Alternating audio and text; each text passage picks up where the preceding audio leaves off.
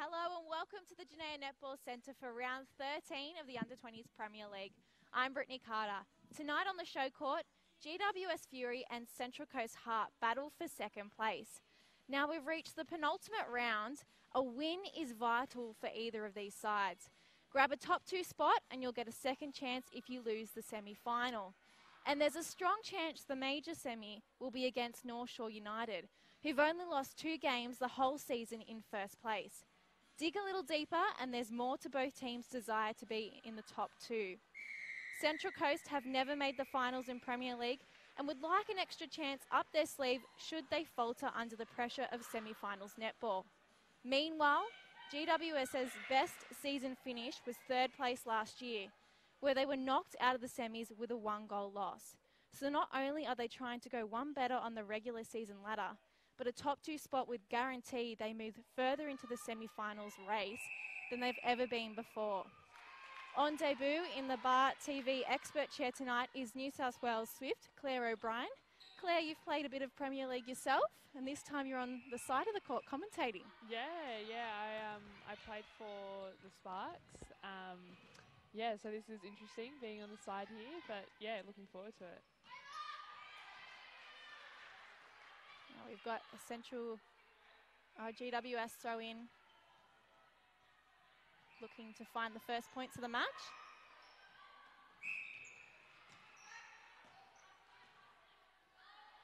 Long way out. Good attempt at the shot, except Central Coast have picked up the ball. Oh, and GWS very lucky there, Claire. Yeah, nice defence there from the centre. Now we're going to run through the teams as quick as we can. But we'll have to wait till the first goal is scored because so much is happening early on. Yeah, there's a lot of heat in this game nice and early, which is good to see. A lot of first ball contests happening out there. Up over the top on the outside channel. They're now in the pocket. And they swing the circle, but the pass is too long. GWS throw in. Gee, we're going end to end here. Yeah, I feel like both teams are taking a while to settle at the moment.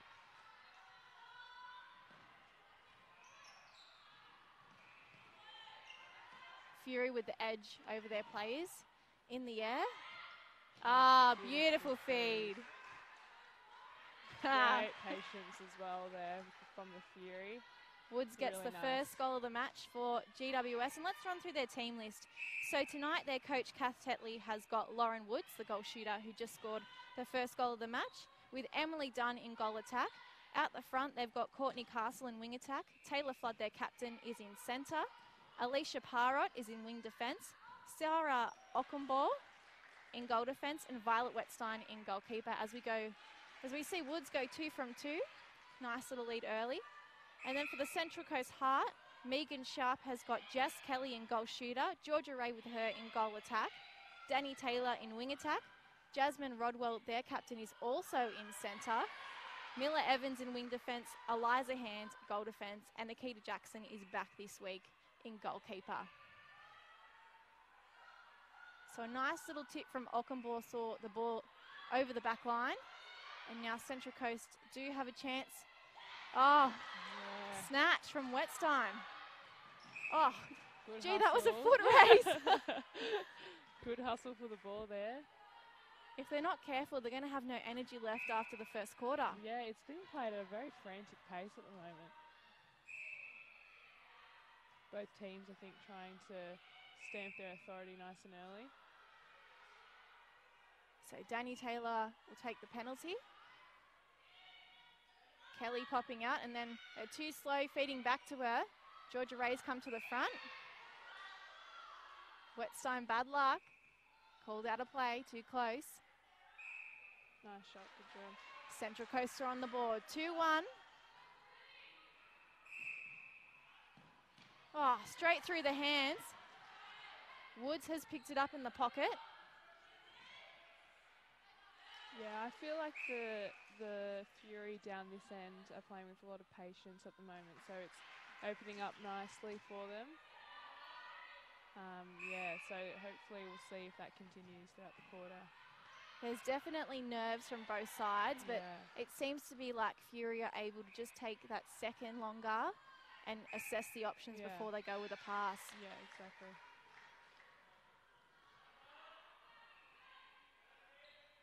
What does Central Coast need to do here, Claire, just to calm themselves down a little bit? Well, they've already got a point on the board, which is a good sign. But I think when they have the ball in attack, if they just have a look at their options at the moment, we've got people driving on at the same time. So I think if one person's driving, that everyone else needs to be reading off that person as well, just to balance the court up a little bit better. But yeah, like I said before, they're playing with some patience down here, and it's really working for them. Dunn's got a lot of work to get herself into the circle, finishes with a goal.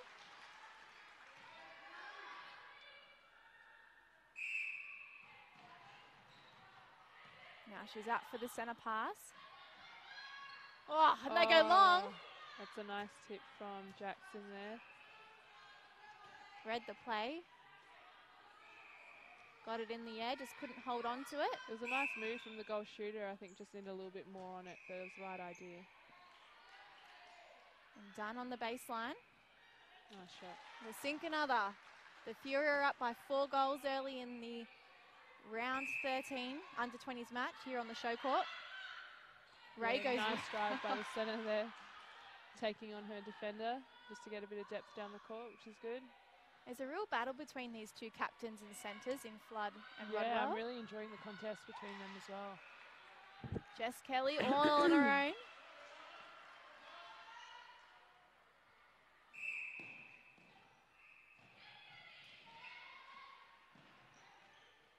They come back to Ockenbaugh. Flood. Dunn calling for Pukes to come forward. Nice strong take there. Oh, a little roll off the body, nice. finds some space on the side. Yeah, really smart work from the goal shooter there. Just presenting nice and strong under the post. Easy little pass to Danny Taylor, and they've caught Georgia Ray on the fly. Now on the edge, Rodwell puts the ball down. Oh, Kelly's gone flying. She's hitting the deck. That was a really nice second phase play there for Central Coast. Taylor waits for Georgia Ray to pop forward. Yeah, and smart from the goal attack as well. Just drawing the contact and taking the easy shot under the post. Emphasising it too, just to make sure she got the penalty. Nothing wrong with that. Flood comes back to Para. Now Dunn will do the same. There you go, laterally now. Lots of work being done here defensively. Oh. Nearly paid off for them. Courtney Castle is doing a heap of work in wing attack. I'm really liking watching her work nice and early before the centre pass as well. It's really nice to see she's trying to get free from her player before the whistle's blown, so keep an eye on that. She's just always on her toes. Cut and driving and in the air. Oh, yep. Little pick up. Oh. They hang on to possession. The ball? Yeah. Taylor, quick work to Kelly. Yeah, smart work there as well from the goal shooter, just shifting the defenders off her, using the ball to fake and draw the players away, so good job there. And a nice finish as well. Now you played Opens Premier League, Claire. Did you ever get a taste of under-20s? No, actually, I've only ever played Opens. But I really enjoyed it anyway. The coaches have spoken about how under-20s is a bit like getting a heart attack every week because it's so unpredictable. That's one of the things we really love about it. Yeah, it always makes for a greater competition when you don't know how hard, I guess, it's going to be each week. So, yeah.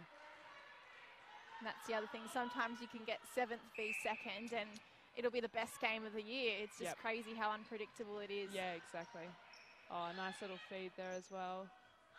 Up and over. And from the centre, yep. Woods finds space on the baseline. And now she'll be strong with the shot. Yeah, they're doing really well at penetrating down the court, the Fury attack end at the moment. So I will say the Heart have come back though. They're back within 2. Yeah, they've done really well to get back in the contest. But they've had to work really hard, almost too hard, for every goal that they've got. Yeah. Persistence paying off. Oh, Oh, lovely nice work. move. Kelly driving backwards And and beautiful swish. One It's goal all different. buckets today. Oh, nice double play there from the two middies. Working it down the court. Oh.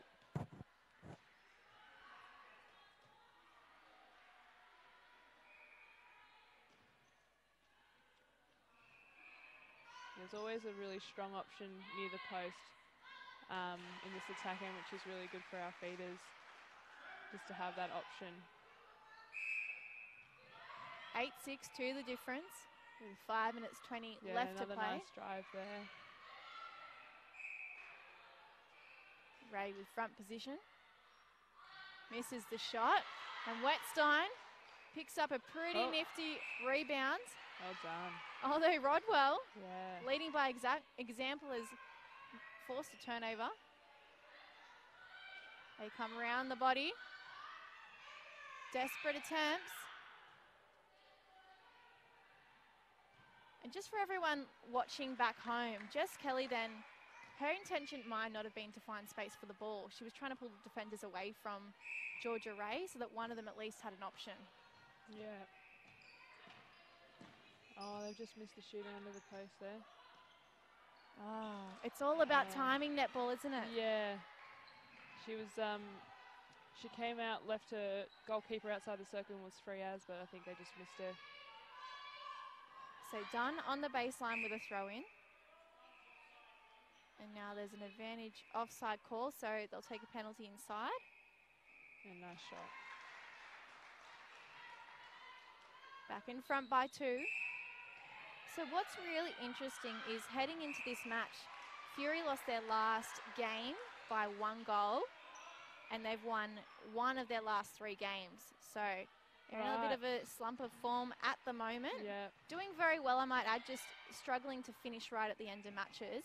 But Central Coast Heart, they've never made the finals, and yet they're on a 6 rounds undefeated streak at the moment. Yeah, right. Second on the ladder. So yeah, it's already playing out to be a really great game. Yeah. Woods nice and confident. Mid-range, 10-7. She takes the Fury to 3 goals. And that was off a Central Coast Heart centre. Oh, they've lost the ball here. Nothing going down the court there. Everyone's coming back onto the ball.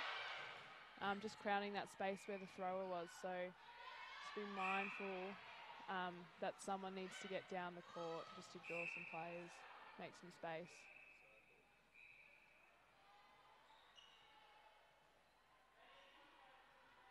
Rodwell, an easy feed on the ground. I think she might have been watching a fair bit of Kimmy G. Yeah. Kelly, oh, they missed it, but they've found her at the back. Yeah, found some good space in the back there. That's really smart too, I think, letting the ball go, telling the shooters where you want them to be, not waiting for them to set up. Well, that's right, because sometimes the shooters just got eye for the ball and they don't know what's happening behind them. Yeah, exactly. Yeah, feeders can see the space.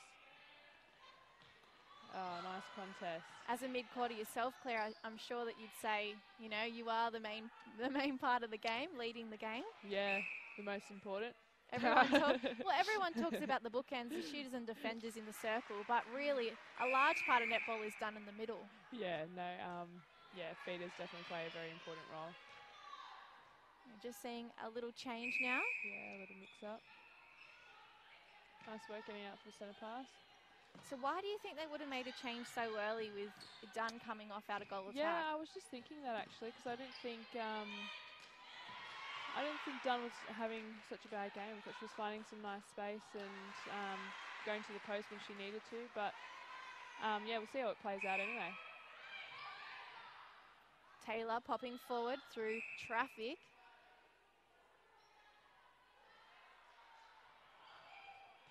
Evans to Rodwell, little fake. Kelly's got it, but then they're stuck for the second phase. Yeah, there's a lot of body going on out there, that's for sure. Fair bit of penalties given as well. Yeah. Oh, Kelly, long way Great out. shot. Yeah, I feel like both teams need to adjust their defensively. Oh, nice ball.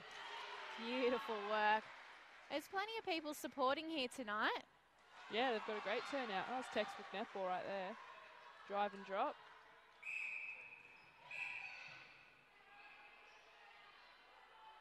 Heavy contest there.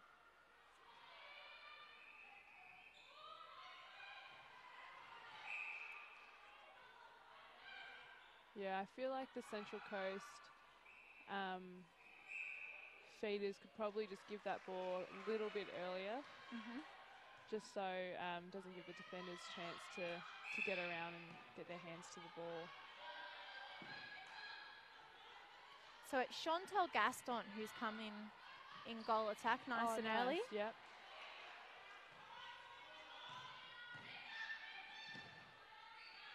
Yeah, a lot of patience being played with here. Oh, little tip from Wadwell was all. Yeah, but good pressure from the Central Coast. Oh, turnover. Oh, unlucky. She's taken it quickly. It's Poor like a game of ping pong at the moment. Gee.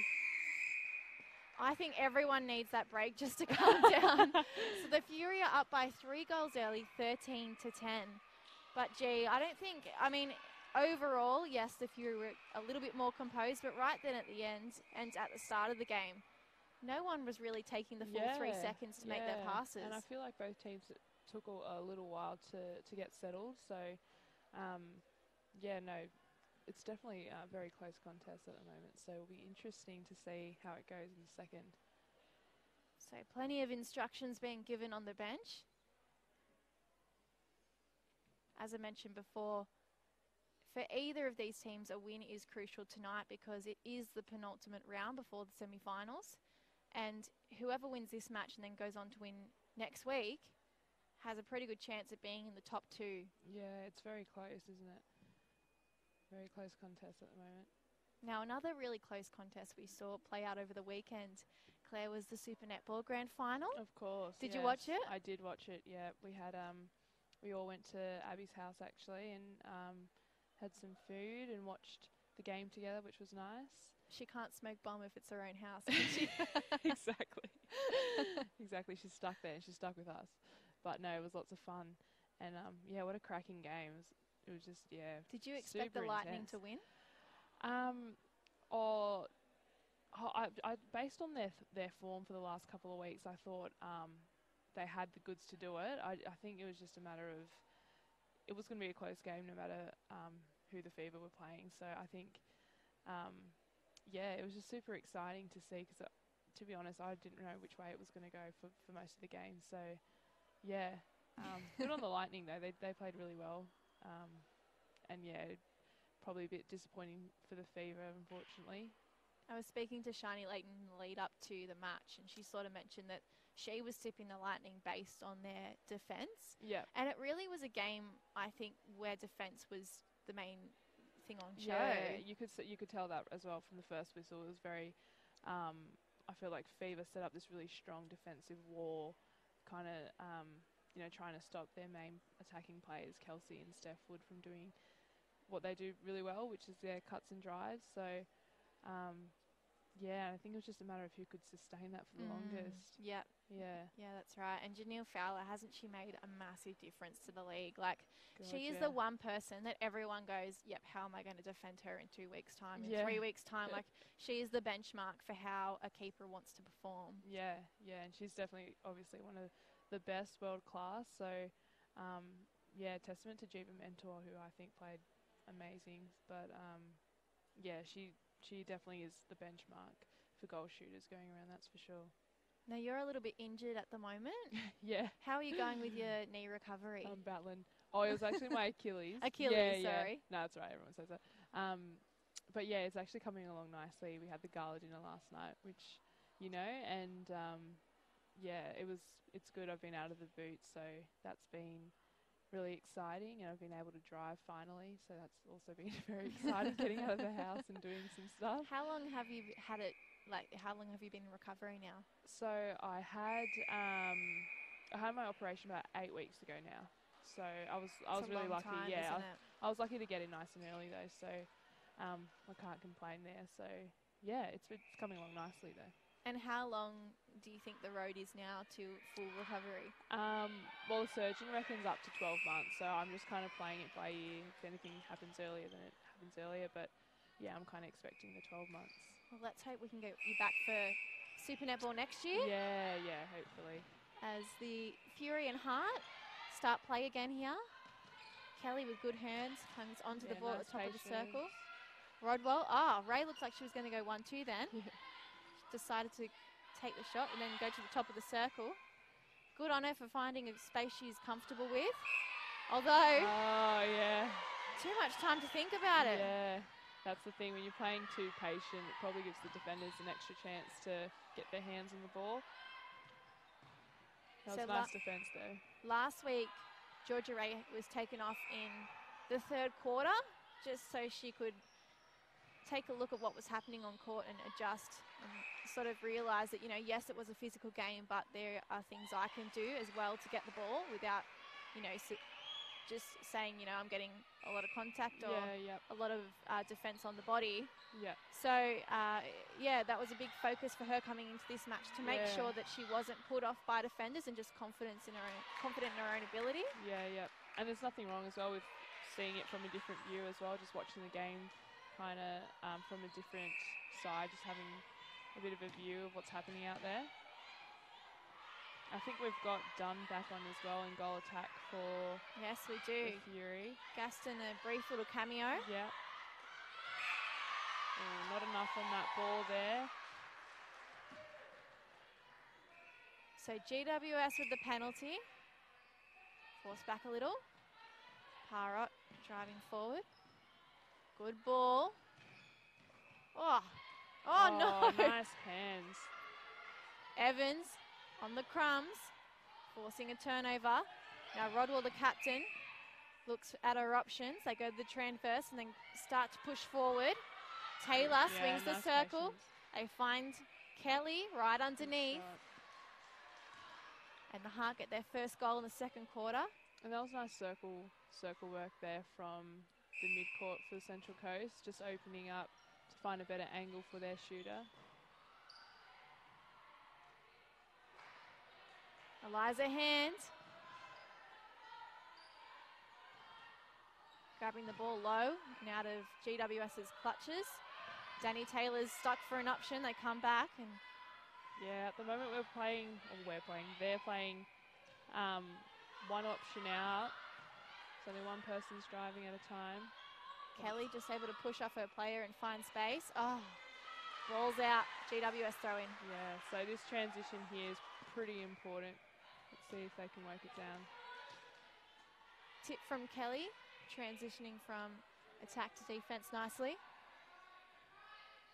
Wetstein with the throw in.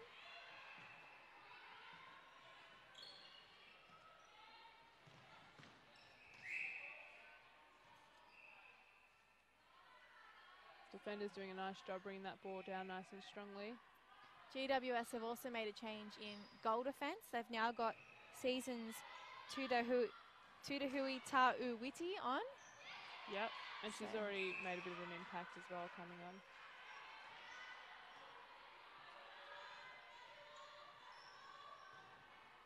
A lot of yelling being done on the side of the court. Yeah.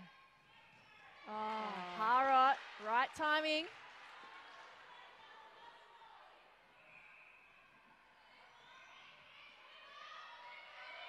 Nice hands. Rodwell comes round the player to Nice Ray. short and sharp movement there from the centre. Ray was nice and close then. I wish she'd just take the shot and be confident. She's a good shooter, very accurate usually. Well, like we said before, the more time you give to the defenders, the more they can have a chance of getting the ball. So, yeah, just taking the opportunities if they're there. Seasons trying to pass to Castle and the ball ends up back with Central Coast. Now Ray needs to take this shot for a confidence, if anything. That's all right. It's a nice follow through. Good rebound. Nobody knew what was going on then. There's a penalty on the baseline. And nice work by Ray. That'll do a great deal for her confidence. 15-12. There's only 3 goals in it. Taylor has no options for the centre pass, and this ball's, no, not going to go out. It was lucky there was no drag. Good. Evans did well then. Rodwell, oh, to hand. I feel like Evans has had about 5 Red Bulls before the game. She's doing a lot of work down in that defence end. Really, the contact call could have gone either way then. Our umpires tonight are Chris Hall and Thomas Turner. Oh, nice early work there from the wing attack. Yeah, Something nice we've seen from GWS nice and early, and something that Central Coast identified as a focus this week, is that they're a team that really likes to come out hunting for the ball in defence, and I think we've seen so much of that really early in this game, Claire. Yeah, and I think they've got a very strong defensive presence about them as well. They're not afraid to take on the body and really have a crack. And as an attacker, that's pretty annoying. So, yeah, good job to the defenders at the game so far. Like assassins in the night, GWS with another goal. 17-12, up by 5. Yep. 9 minutes of play before half-time. Ray out for the centre pass, bounces to nice partner in crime. Now Rodwell has to reset. Oh, the pass is in the second phase of what's letting them down. Yep. Just basics at the moment, killing them. Season's nice and patient, decides to go laterally. And now they come back the same way. Castle on the edge, finds Wood. Jackson doing everything in her power to prevent another goal. But it does make it through the net, and the difference is now 6.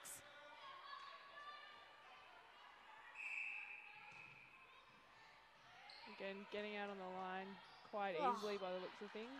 Long ball to a yellow and teal dressed player. Fury are also making a few mistakes that they could be converting. Now Ray on the inside channel, with so much yelling being done, probably doesn't have any clear air to think.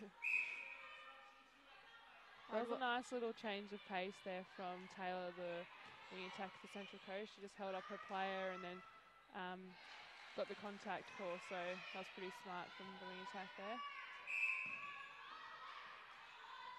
Ray waiting for an option. She goes back to hands and then backs up herself. Rodwell on the edge of the circle. Yeah, nice swing. They go for the triangle, and Ray now in front with 2 defenders on her. Ball pops out the back. Resets herself. Step to the side and ball through the hoop. They're fighting hard, Central Coast. Yeah, they're hanging in there, that's for sure.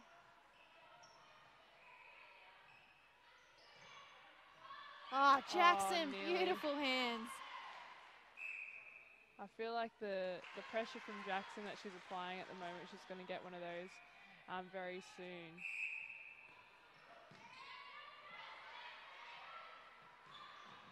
Rodwell with front drive. Strong take. Kelly with the fake, goes up and over. Wetstein did have hands to it first, but the call has gone Hart's way. Nice ball there. Nice little screen set up by Ray in the goal circle there. Just explain to our viewers at home what a screen is, Claire, too. So Ray she just got behind one of the defenders and blocked her out for the ball to go over to her other shooter. So she was protecting the space for her other shooter, which is a nice easy feed as a feeder. So yeah, good job there. These young girls show a lot of maturity in the way they play. Yeah. Considering they're under 20s.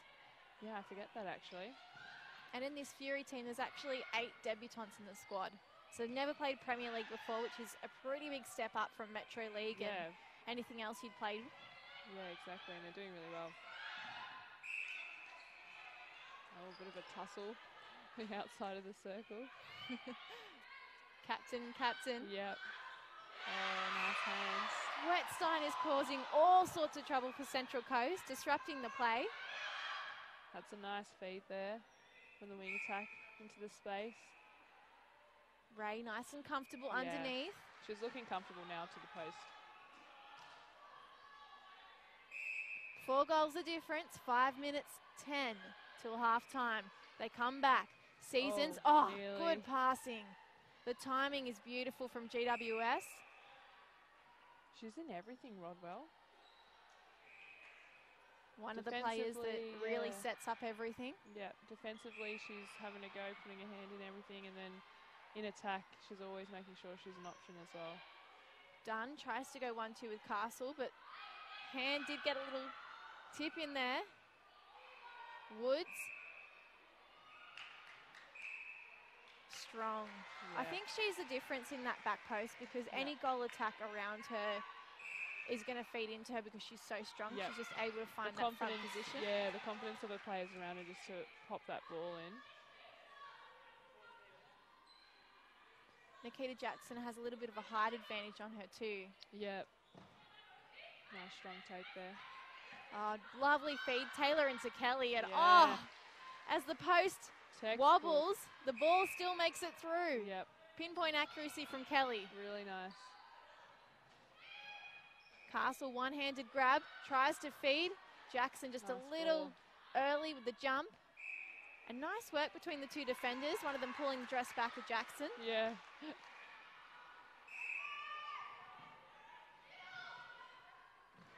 Looking straight to the circle when they can. Taylor just steadying herself. That looked like a bit of a step, but that was a really nice drive from the wing attack. Looking down the court nice and early just to get it past all the mess. Every ball is being contested in this match. Yep, definitely is. And that's the one I'm talking about that Jackson finally got. Got her feet around nice and early, which is good. No, she was unavailable last week for Central Coast because of HSC study. Oh, of course. So they're very happy to have her back for round 13. Yep. I mentioned that, someone's hit the deck. Flood, she's up.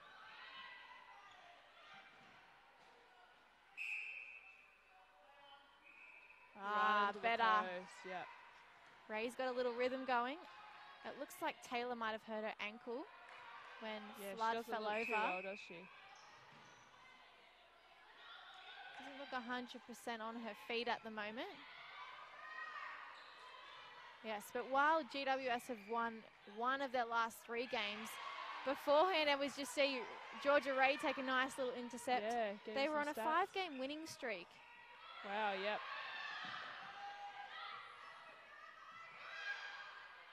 And during that time, they beat North Shore United, top of the ladder. Only 2 teams able to do so this year. In fact, the other team that's beaten North Shore United is Manly, who are in 4th spot. So the only team that hasn't been able to beat North Shore is Central Coast. They did go level, 50-all when they played each other. Yeah, right. Have a look at this goal attack. Is it Ray? Yeah, Ray. Getting her stats up on the defensive side of things.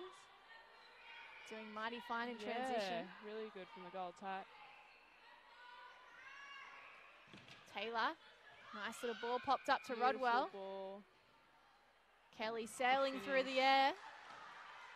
22-19. Yeah, it's a close game. I'm getting nervous. Welcome to Under-20s Premier League, Claire. Yeah. Ray back to the transverse. Hand gives it to Taylor. Rodwell able to find space behind. They need an option in the circle and one goes missing. Hell ball.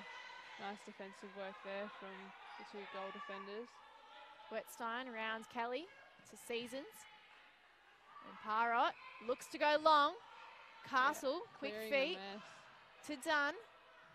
Oh, looking to get to the edge of the circle, but the ball goes over the back line. And Jackson will take the throw in with 53 seconds on the clock. Oh no, top of the circle, looks like a penalty was given. Oh. Short pass, you don't see those very often. Yeah, she was just inside the circle. It was pretty close, but it was a tough one.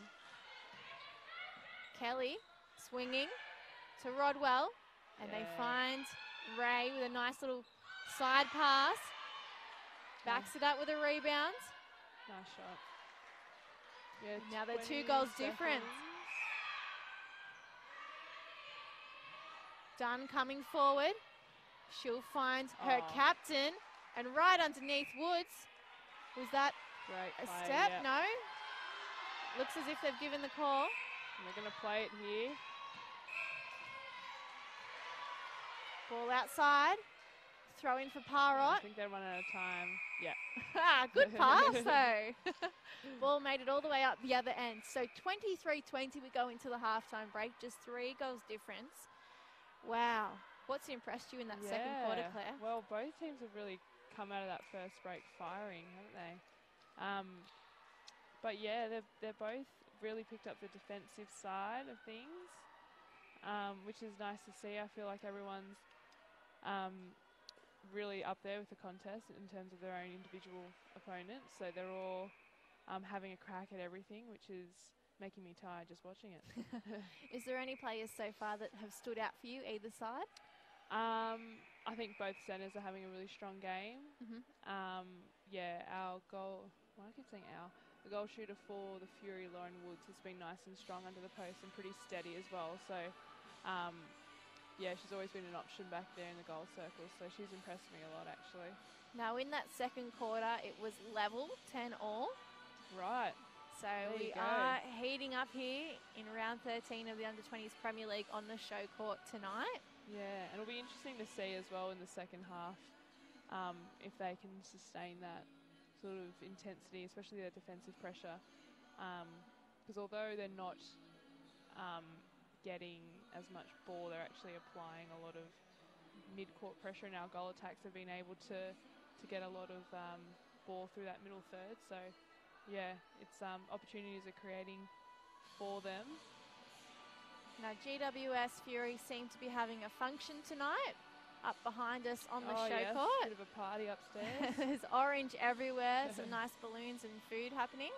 It looks like some of the Opens are up there, getting a good feed before they come out and play themselves. Yeah. So, Claire, just talking about the Swiss Gala dinner last night. Yes. We saw Abby McCulloch get Players Player. Yep. Why do you think she deserves that award? Abby's just, she's one of a kind. She's an absolute workhorse, and in everything she does, she has this amazing ability to lead through her actions, and she's her work ethic is just second to none, and she's an amazing person to have in your team, especially if you're new coming in. She'll make you feel very welcome. She's she's just a great person and especially a great captain. I feel she's very much for the team, and she puts the team above herself. And yeah, she's probably one of the greatest captains I've ever had in my netball career. So wow, it's a big rap. She's a great gal. So accepting the award last night, she seemed a bit teary and very passionate, and she looks like she's really proud of you guys, especially the younger ones. She spoke about how, what you're building at the Swifts and the culture is amazing, and the fact that, so many of you probably are going to go on and represent Australia too.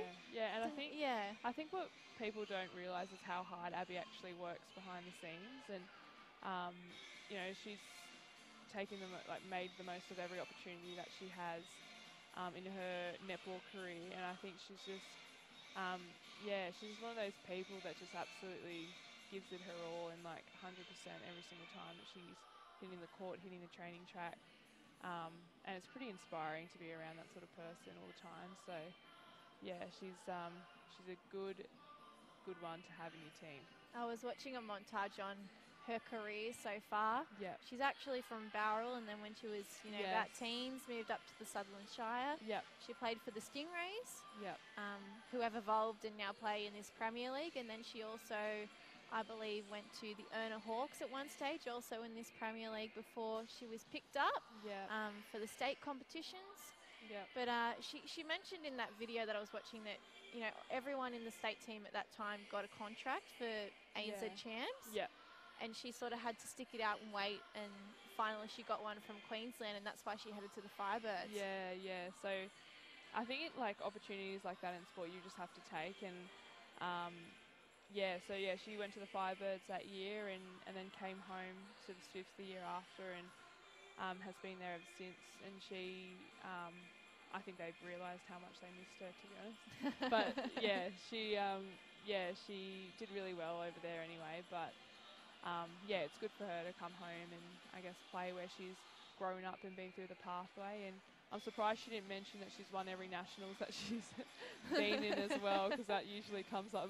I think she did. Don't worry. I think she did. Yeah, no. It's a pretty impressive record though, to win every nationals that you've been in. So I'll give her that. Yeah, and at the Swiss, she said in this video too, it's available on the YouTube page for Netball New South Wales. Yeah. She said that, you know, the Swiss was a team she's always wanted to play for. So, you know, as soon as the opportunity came, she jumped at it. Yeah. But we see this so much in women's sport in New South Wales. I think with cricket as well. So there's just so much talent here that it really is so competitive that some people, even though they're great players, just have to move elsewhere before they can come back sometimes. Yeah. Well, you see it all the time at players. You think of all the players from New South Wales that are playing elsewhere at the moment that are originally from here. I think it just happens, you know, if your opportunity comes, then you just got to take it, and like those players have, and like a lot of players come back home as well to play after a couple of years, so that's always exciting as well. But New South Wales has a lot of depth and a lot of talent coming through anyway, so it's exciting for Netball New South Wales, that's for sure. Now, you were due to possibly play some games for the Sparks Opens team this season, and obviously your injury ruled you out of that. Have you heard how those girls are going and what's going on with them? I've got a few mates in the team, so I've been catching up with them. They're playing tonight actually. Oh, are they? Yeah, 23-all against the Hawks. That's going to be a big second half. Yeah, so I haven't actually been able to watch them, so hopefully next week I'll be able to come out again and give them a watch. Actually, looking up at another court too, the Panthers and North Shore United are 4 goals difference. Yep. 29-25 United's way. Yep. That's really interesting considering the Panthers are last and United are that team I keep talking about in first place, have only lost 2 games. Yeah. So Nadia McDonald, I can imagine, is tearing her hair out at the moment. Yeah, I feel like a lot of teams, depending on how they turn up on a Wednesday night, they're really taking it to some of the top teams, which is really cool to see. And Sapphires are leading the Stingrays 33-18 up on the last court. Yeah. Netball Central are here tonight. It's all happening at Netball Central. All right, both teams heading back out.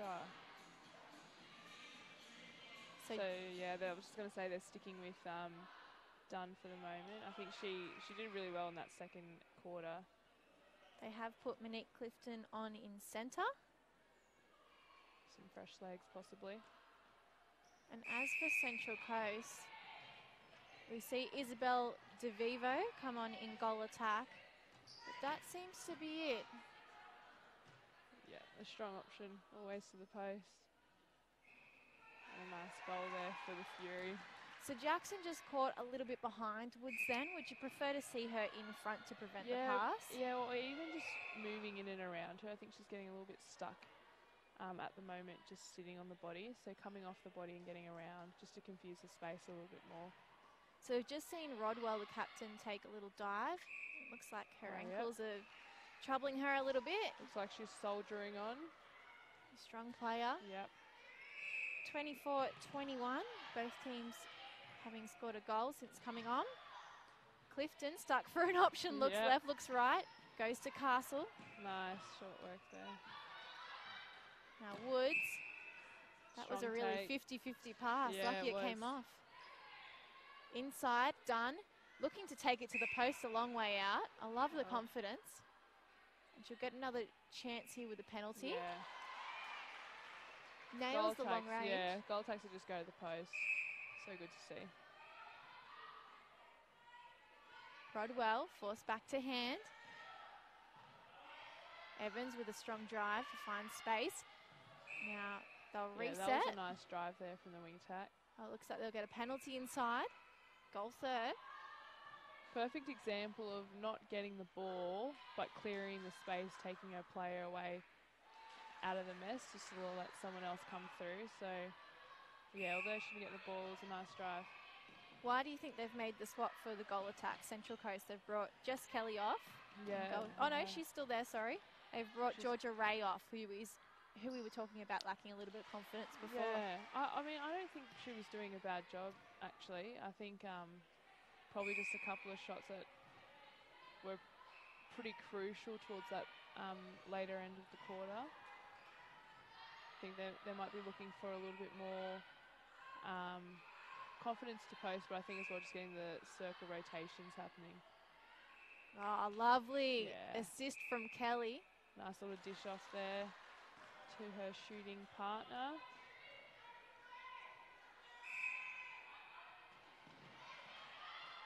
She's doing a wealth of work on the centre pass, which is really nice to see. Oh. Quick Ball hands. meets the hands of Central Coast, but still ends up with GWS.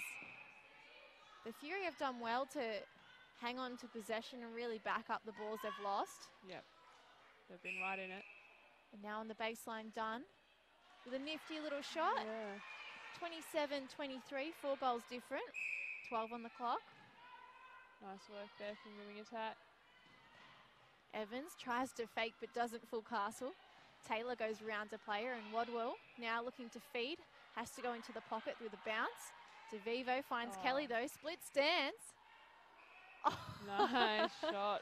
Fadeaway looking shot, that one. Wetstein had arms over the ball, but it didn't throw her off. Yeah, really nice. I'm still impressed by how much work Castle is doing. Yeah. And really good job down here in this attack end, getting that ball, changing the angles. You can see that Castle's actually got both her ankles taped up, and I'm not surprised because she's just so heavy-footed. It's like thud every time she jumps up. On the edge, Taylor finds DeVivo. Ah. Good girl. The hands from Wetstein are really, you know, in their face, but they're not fazed by it. Yeah, they're really great defensive pressure over the shot. Oh, look at the smarts from Castle. Yep. Was going to go to Clifton through traffic, but decided to come a different route instead. Yep, doing a wealth of work around the outside. And now at the top of the circle, Dunn looks to give it to Woods. Ah, she's been pulled up for an arm. Yep.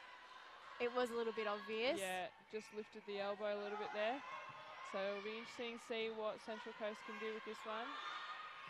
On the edge, hands finds Rodwell. There we go, yep. They're quick on their feet, Central Coast. Yep.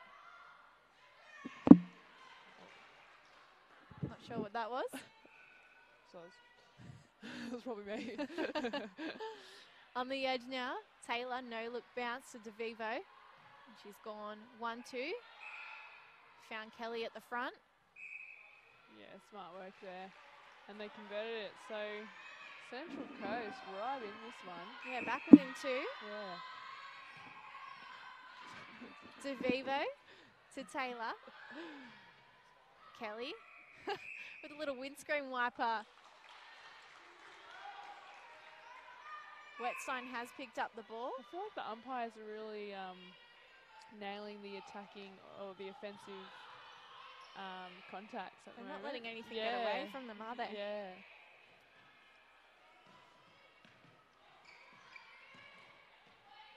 Oh, good pass. Good job. Clifton, little smile. Goes up, goes down, and then eventually feeds into Woods. Really nice patience there as well. And recognising that opening the other side of the court up. Oh. How are ya? So these two teams are some of the youngest in the competition when it comes to the average age of their players. But they're playing well beyond their years. Yeah, they are. Oh, I don't think any of them expected that ball to pop out. Lucky Woods was underneath and she's reliable. Yeah, she is, and she finishes the job for them, which is good.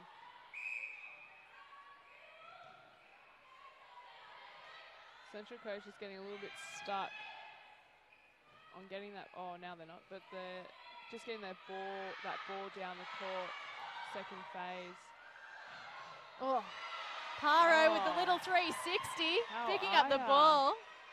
Put that on the highlights reel. Yeah. Now Dunn in the air, goes to Clifton, and she'll give the ball back.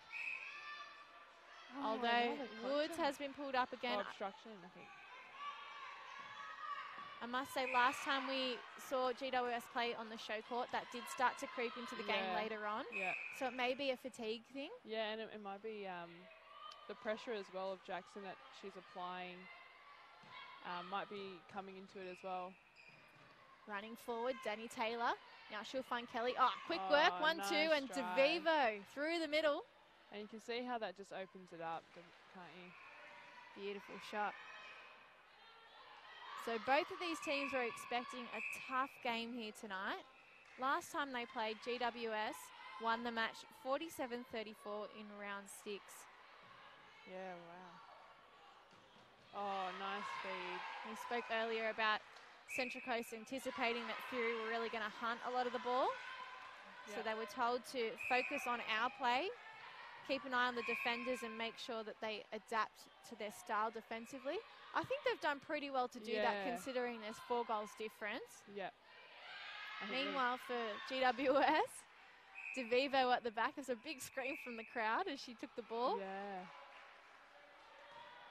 Really nice recognising the mismatch of the defenders as well. Just recognising the free shooter at the post. So GWS's focus coming into this match was that there are a lot of players in the Central Coast team that can be quite disruptive when it comes to wrecking the flow of their attack. Yeah. So to be quite mindful of those players and really clever in defence and composed. I think we've seen that from them tonight too. Yeah, and I think both teams have shown the smarts with using the ball, just changing up the timing when they release the ball, using their fakes just to get the defenders off. And yeah, just putting the ball into space as well, which has been really cool to see. Rodwell on the edge to Kelly. She's a little way out. The ball trickles in with a little roll around the edge, and we're back within 1. Just under 6 minutes left till the final break. Hellball, no. Obstruction. Contact, something. Paro goes long. Clifton, beautiful feed. She finds Woods collecting the ball over the top of her head. Nice quick ball there from Clifton. It was a nice drive just to clear the space as well, and then just signing the shooter's backspace there. Really nice.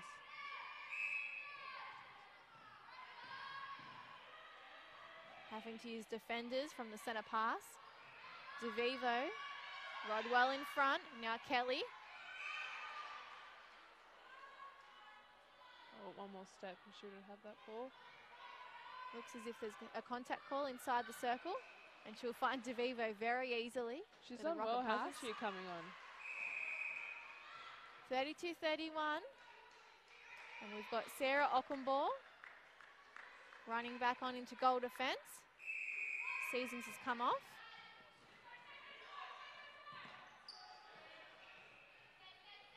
Dunn comes back.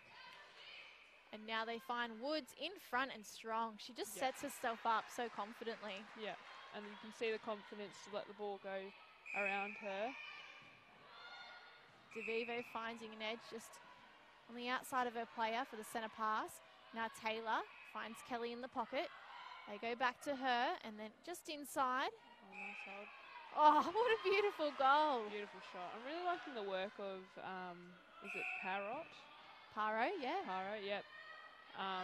She's right in everything, and she's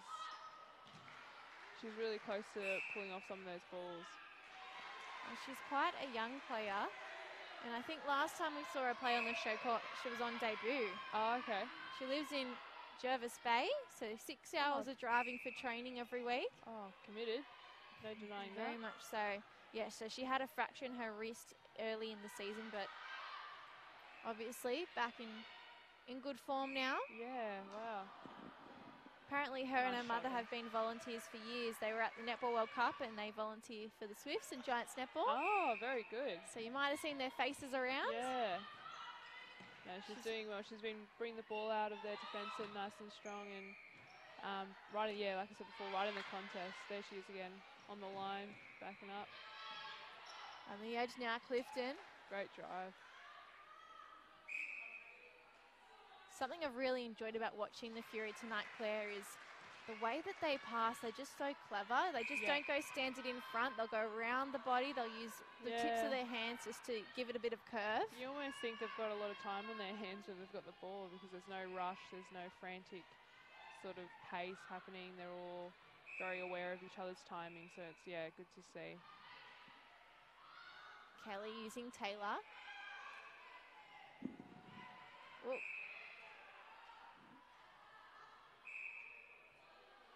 Now in front, they've edged their way to the post, and Kelly will put them through it.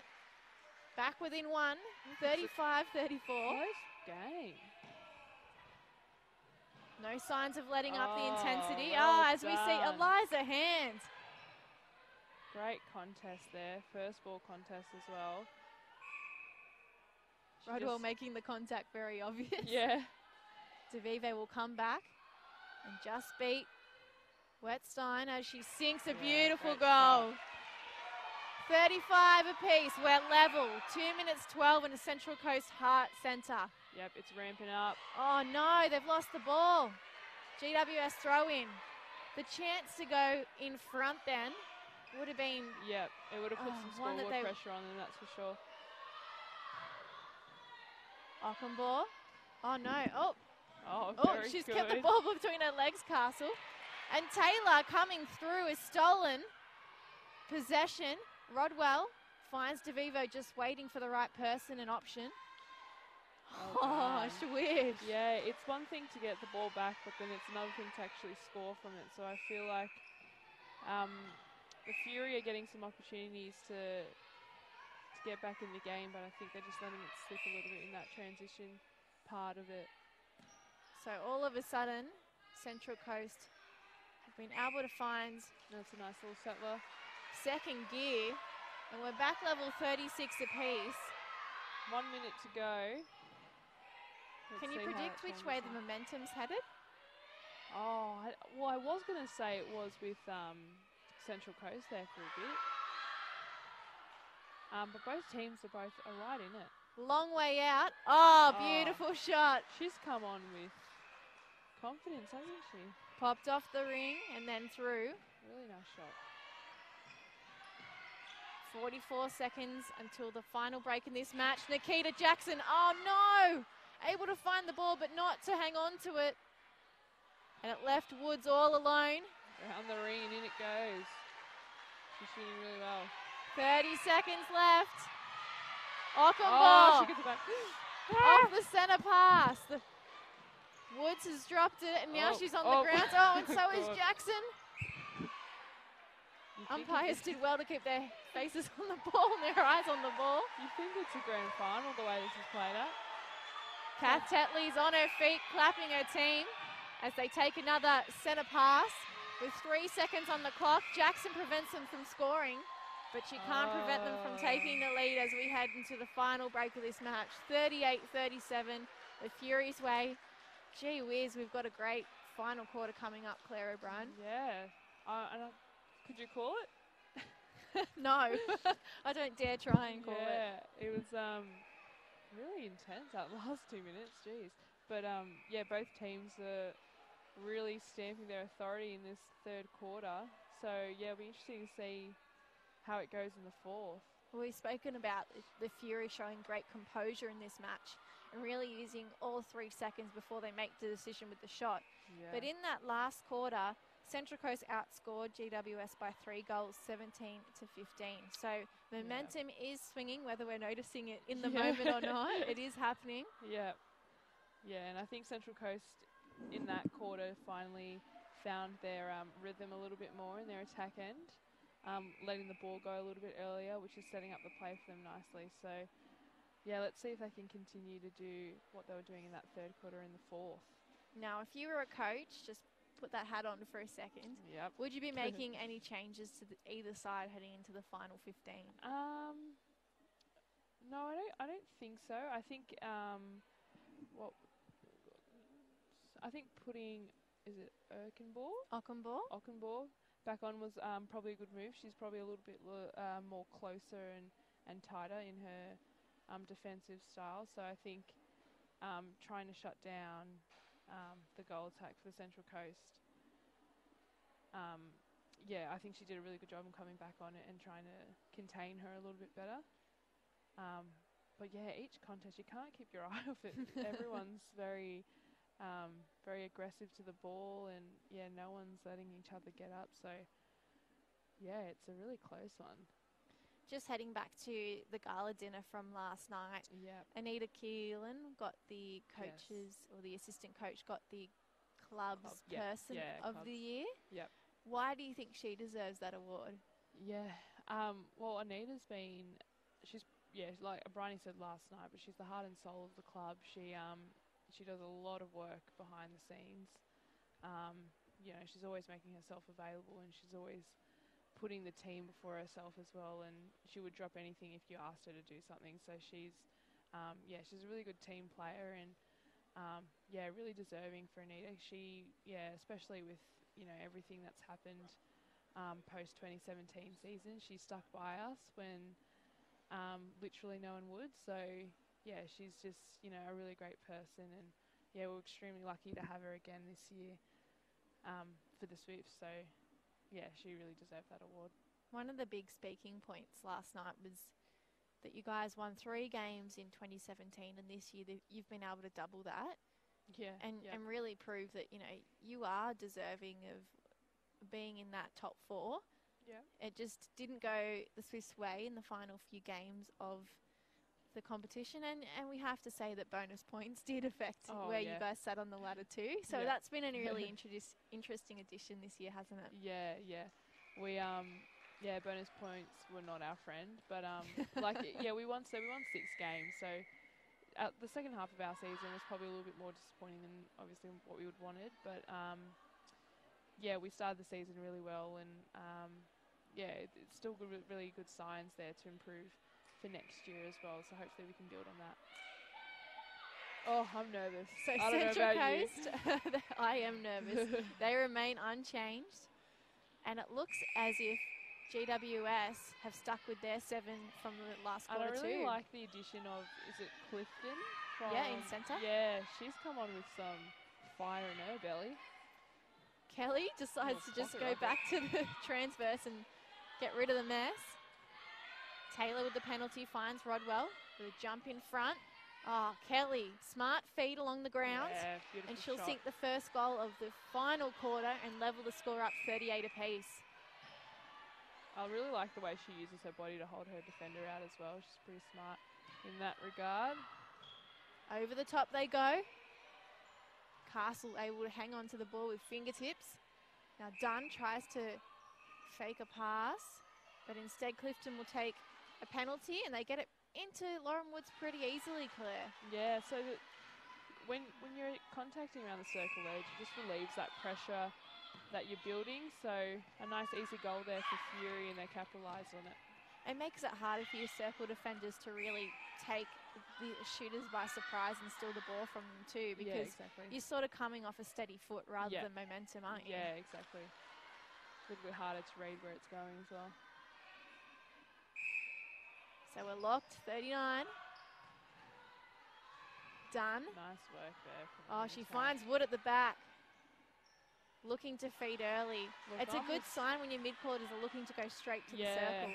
They're playing with a lot of confidence. I'm just loving the footwork from both Fury mid-court at the moment. Sidewoods pass. Oh, nice ball. And now DeVivo sets up at shot. Nice little high five. Yep. Isn't the crowd here just lifting with every goal as it gets tighter and tighter? Yep. They're right in it, that's for sure. These Wednesday... Jackson! Screamer. Living up to the occasion. Great intercept. Rodwell through the air. She decides to go to Kelly. Nice patience shown from Rodwell then. Little falcon. Yeah, great patience shown there from the attackers. And 41-40. So Central Coast stealing a Fury centre. Hand. Gets it to Rodwell. Now DeVivo's come out for this ball, and she'll have to find her way back in. She rolls off the body, but they go to Kelly instead. Missed Oh, shot. nice. A really important rebound there from the goalkeeper. Ockenbaugh cleaned up by Taylor. His players are tough. She runs it off. Reminds me of Maddie Proud a little bit. I saw a montage of her last night falling over. I don't think anyone hits the deck as much as Maddie Proud. She's a bit of a lemon. So they'll set up again. Now Dunn's in front, but she looks to be, she's come front again. Yeah, smart work again, using the ball there just to shift the defenders away. Oh, geez, it's all arms from Woods and Jackson. I was going to say, all I can see is just arms flying everywhere. Nice you could have shot forgiven one of the feeders to pass it to the wrong hands then. It's just all mixed up. We've quite often seen... Oh, unlucky. Ball goes against Central Coast. We've quite often seen in this match a turnover converted and then a centre converted, but nobody's been really able to go 3 for 3. Yeah, it's trying to get more than that 3-goal mark, isn't it? Yeah. Both teams are sort of having a sniff in it. Each time a team scores, the other team kind of replies. It's almost like they're making it harder for themselves, scoring off other people's centres rather than converting their own. Yeah. I think that's just a testament to the intensity and skill of all players on court. Yeah. So we're still locked 42 apiece, and about 4 minutes has gone, or just over. Yeah. Paro will take the penalty for the Fury. Clifton, quick work in the air. Castle will find Dunn. The ball pops through her legs, but she's drawn a penalty in the process. Oh, and she has no one to go to except behind. Oh, nice lean, unlucky. See, Jackson's lean is so strong that they're having to go backwards to find space to get over the top of her. I don't know. And they're not, in terms of height, they've still got a few centimetres on both shooters there, Central Coast defenders. So, yeah, she sticks at that lane, gets her 3. I'm sure she'll get a few balls. So the penalties being given away in the circle are what's letting both teams down a little bit now. Yeah. If they could just clean up that defence and look to attack the ball rather than come off the body so much, they might have more of a chance. Oh, step. Oh, just like that. Evans to Rodwell. She still looks like she's struggling a little bit with those ankles. Yeah. She's outside the circle. DeVivo's running through, but the hands are Wetstein. Yeah, and the vision is far too good. Great defensive tip there. Just got her feet around nice and clean as well. Fast work in the air by the Fury. They swing the circle, and Castle. There's a penalty inside, and Woods will finish the job. Yep. 44-43. Oh, good contest. Ockenbaugh intercept and keeps the ball in play. Well done. She was there all the way through that, so the ball probably shouldn't have gone, but really good job. She took her feet all the way. And it's so loud in here that it looks as if the players can't hear the umpires properly. Bounce to Rodwell. They'll push up now a bit closer to their goal third on the transverse. Evans find Rodwell. Oh, and they're stuck. Held ball. Good defensive pressure there. Let's see if they can bring it out and convert. So Monique Clifton in centre has been pretty impressive since she's come on. Little tip from Evans, but the ball will be for GWS with a throw-in. Commentator's curse. She played Div 4 for Blacktown last year in Metro League. In the New South Wales under-17s team this year, got a spot on the Premier League roster. Oh, wow. She's really improved and impressed Kath Tetley particularly. And the opportunity goes wanting, straight through the hands of Woods, who just clapped them together, couldn't pull the ball in. No, I've really enjoyed her introduction into the game. She's been in everything. Paro just says, come on, guys, let's just calm down. Just relax, cool guys. Chill out. Some crazy passes happening as the pressure builds. 44-43. The Fury are up by 1. A chance here to go up by 2. Yep. 7 minutes 20 on the clock. Oh, Woods in the air. Oh, unlucky Jackson. Gets the call from the umpire. Well done. And now they're up by 2, 45-43 with a centre up their sleeve. Oh, Castle. That was a little bit unfair. Either way, Fury get the call. She did fall over. Oh, yes. That was so good. She had one before that I thought she was robbed of, so she got that one. Taylor to DeVivo. Oh. They look to reset. Rodwell now with the penalty. Oh, unlucky. Plenty of time to take the pass and rushed it, and it was too strong over the back line. Wetstein now with the throw in. Yep, they need their defenders to drive it out. Yeah. Just getting stuck for one option at the moment with Fury defenders. They're either all running at the same time or no one's running at all, so. Rodwell, cool, calm and collected, finds Kelly at the back. Yeah, she made sure of it as well. DeVivo coming out for the centre pass. Taylor drawing the foul. In everything. Oh, that was a step too. Loving the stepping calls tonight as well. The feet too quick from Kelly. Oh, quick hands from Clifton. Wants to get on with it. Oh, no. Unlucky. Paro can't believe it. Just on that occasion, everyone's running long and no one was coming through short, so. Loose carry on the ball. Yeah, loose carry there. Now we're back to 45 apiece. And Paro will take his penalty with Rodwell out of play. Clifton just jogging around at the back. Both defenders on her. Dunn driving forward. Oh. Woods too early with the roll off. She's still just out there. Trying to find herself some space and push Jackson up towards the top of the circle. Oh, now she finds front position, but hand. Smart slips in front. Penalty on the edge. Changes everything again, as we spoke about before. That's a better hold from Jackson there. We spoke about how strong Lauren Woods is at goal shooter, but what she does well, and unfortunately she got pulled up a little bit for the arm, but what she does there is she's really pushing Nikita Jackson towards the top of the circle so that Jackson thinks, yeah, I'm right on her, I'm doing a great job defensively, but slowly and surely she's getting more space sneakily behind her to just drop back into. Yeah, she's doing really well wheeling sort of the defenders around the top so she can just drop. And the feeders are finding that space really nicely as well. To combat that, would you instruct Jackson to maybe defend side on, front on? Yeah, or definitely, and just trying to get off the body. I think when she's good is when she's setting up and she knows where the body is. If they don't know where you are, then they can find it really hard to set up. So just getting those feet moving and trying to get off the body, I think, just to confuse the space a little bit more. Castle in the middle. A lot of pressure being applied here defensively. There's arms everywhere. Yeah, they're flying.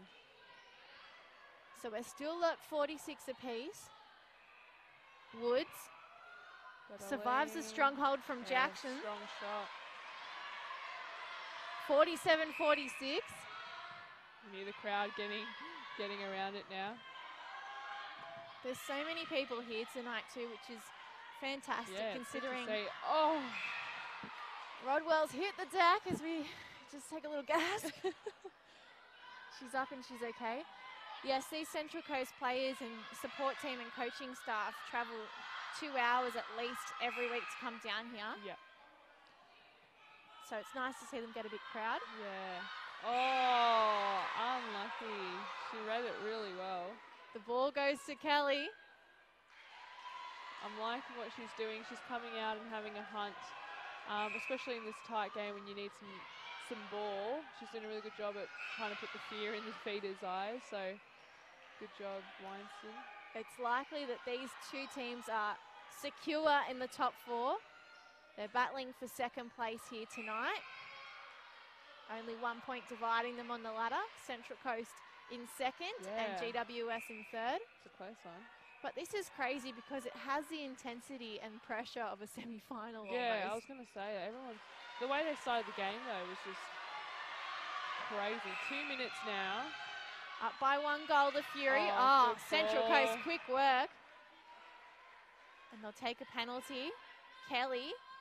Great awareness by Taylor just to let that ball go nice and deep in second phase there. So we're locked back 48 apiece, and this is really telling signs of the thrilling action we're going to see in the finals in 2 weeks' time. Yeah. Ockenboren goes laterally. Paro finds Castle, and now Dunn inside the goal third will try and creep towards the circle. So much whistle being blown. Yeah, and like I said before, it just relieves that pressure that defensively you can see they're building, but unfortunately with a call like that, it just relieves it. So 49-48, Central Coast, can they level the score again here? They've got 1:30 on the clock. Taylor on the edge.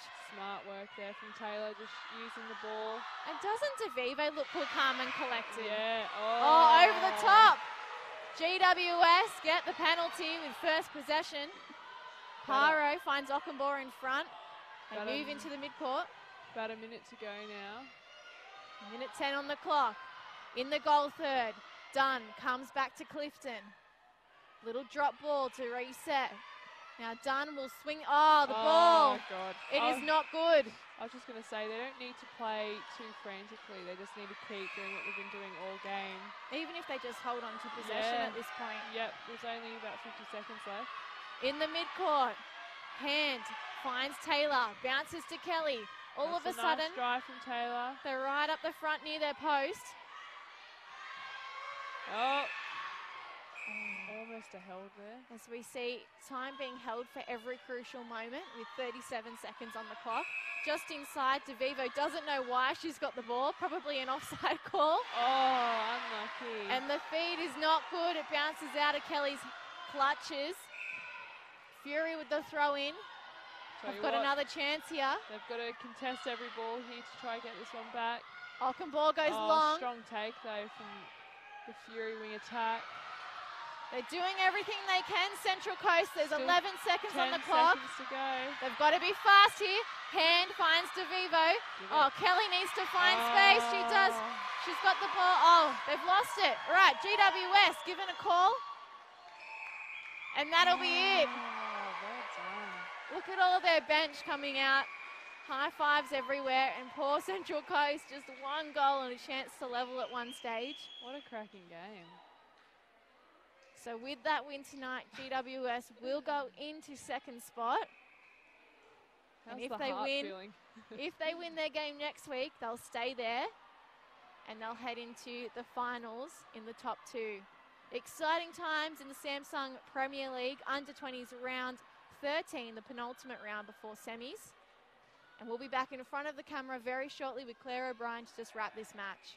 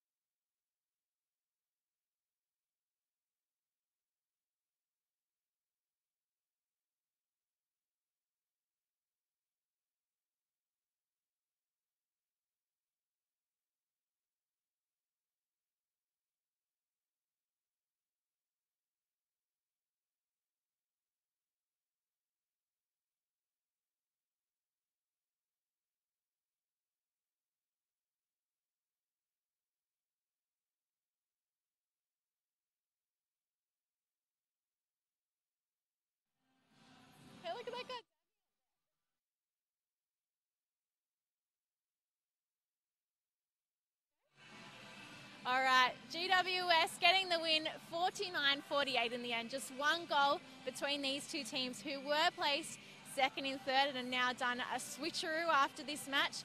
Claire O'Brien, were you impressed by the under-20s tonight? Yeah, wow, what a game.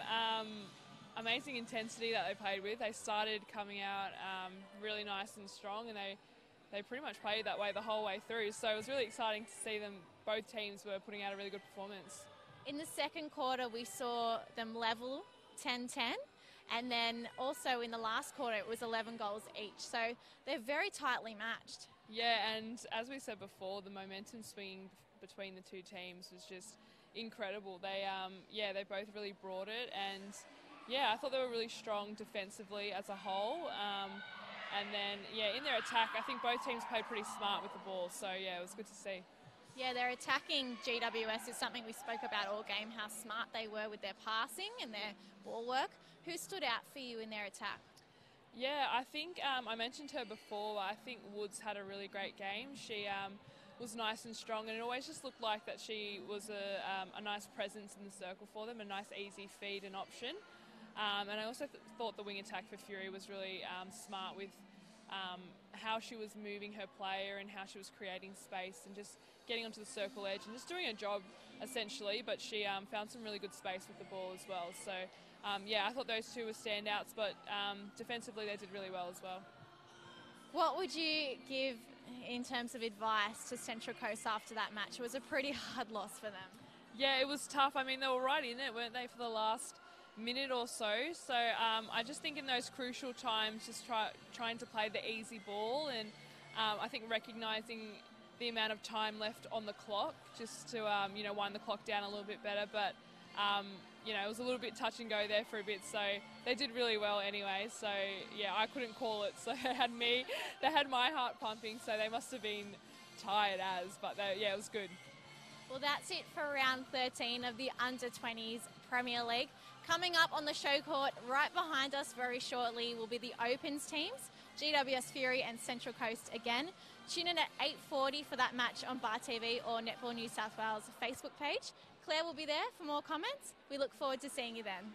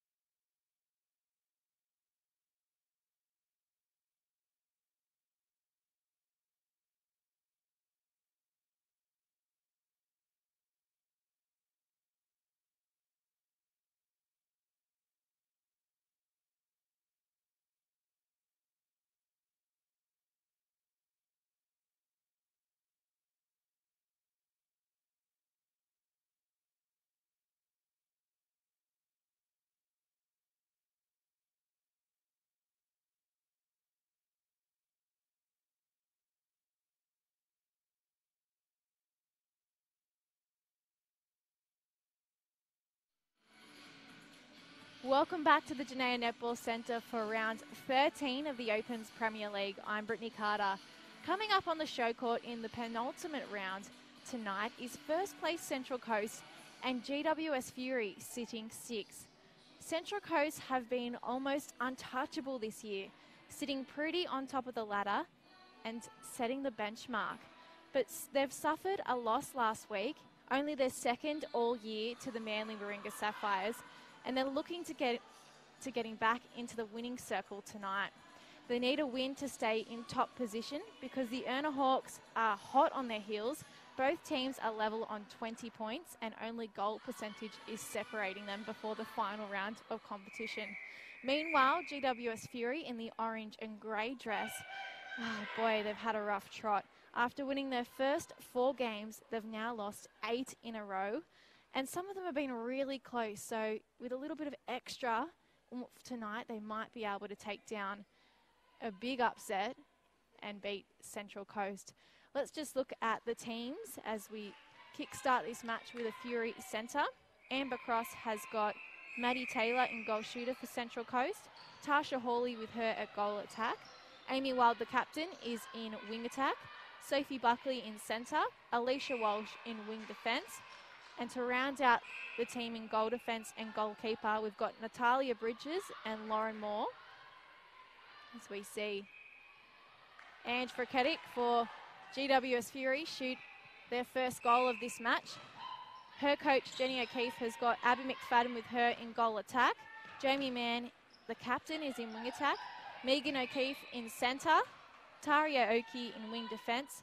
Mallory Jansen goal defence. And to round out the side, Stephanie Gallen-Mitchell is in goalkeeper. I'd like to welcome back New South Wales Swifts in Claire O'Brien, the expert in the Bar TV chair tonight. Should be a cracking game, this one.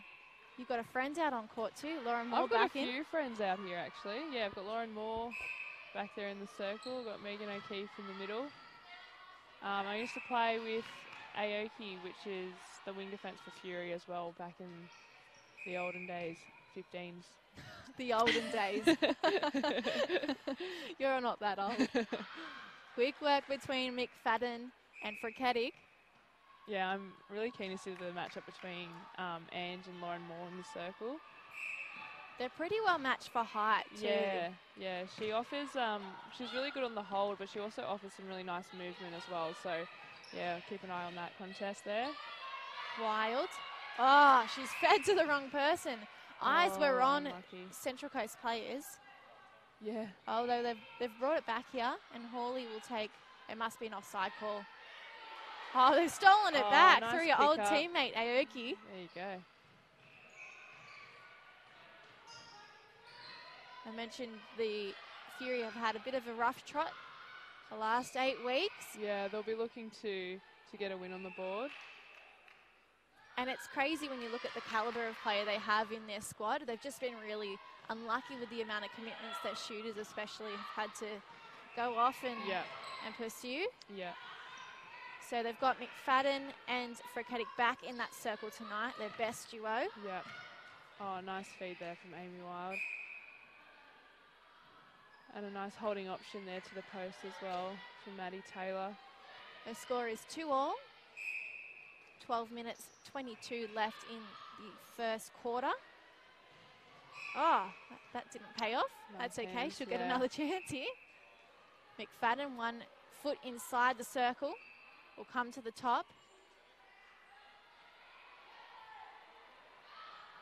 Can't get the job done, but does back up with a rebound. Again, misses nice the shot. grab. Jamie Mann is there. And this time, McFadden decides to offload. Yeah, plenty of scoring opportunities for the Fury early on. Really good rebounds to get them on the board. Buckley goes to Wild, little pass in front, and now they're on the edge of the circle. Really strong drive from Wild there just to get on the circle edge. Hawley a long way out, just puts it up. Ah! Yeah, she's confident early. That was a lovely long-range shot. 3 apiece. Little fake from O'Keefe.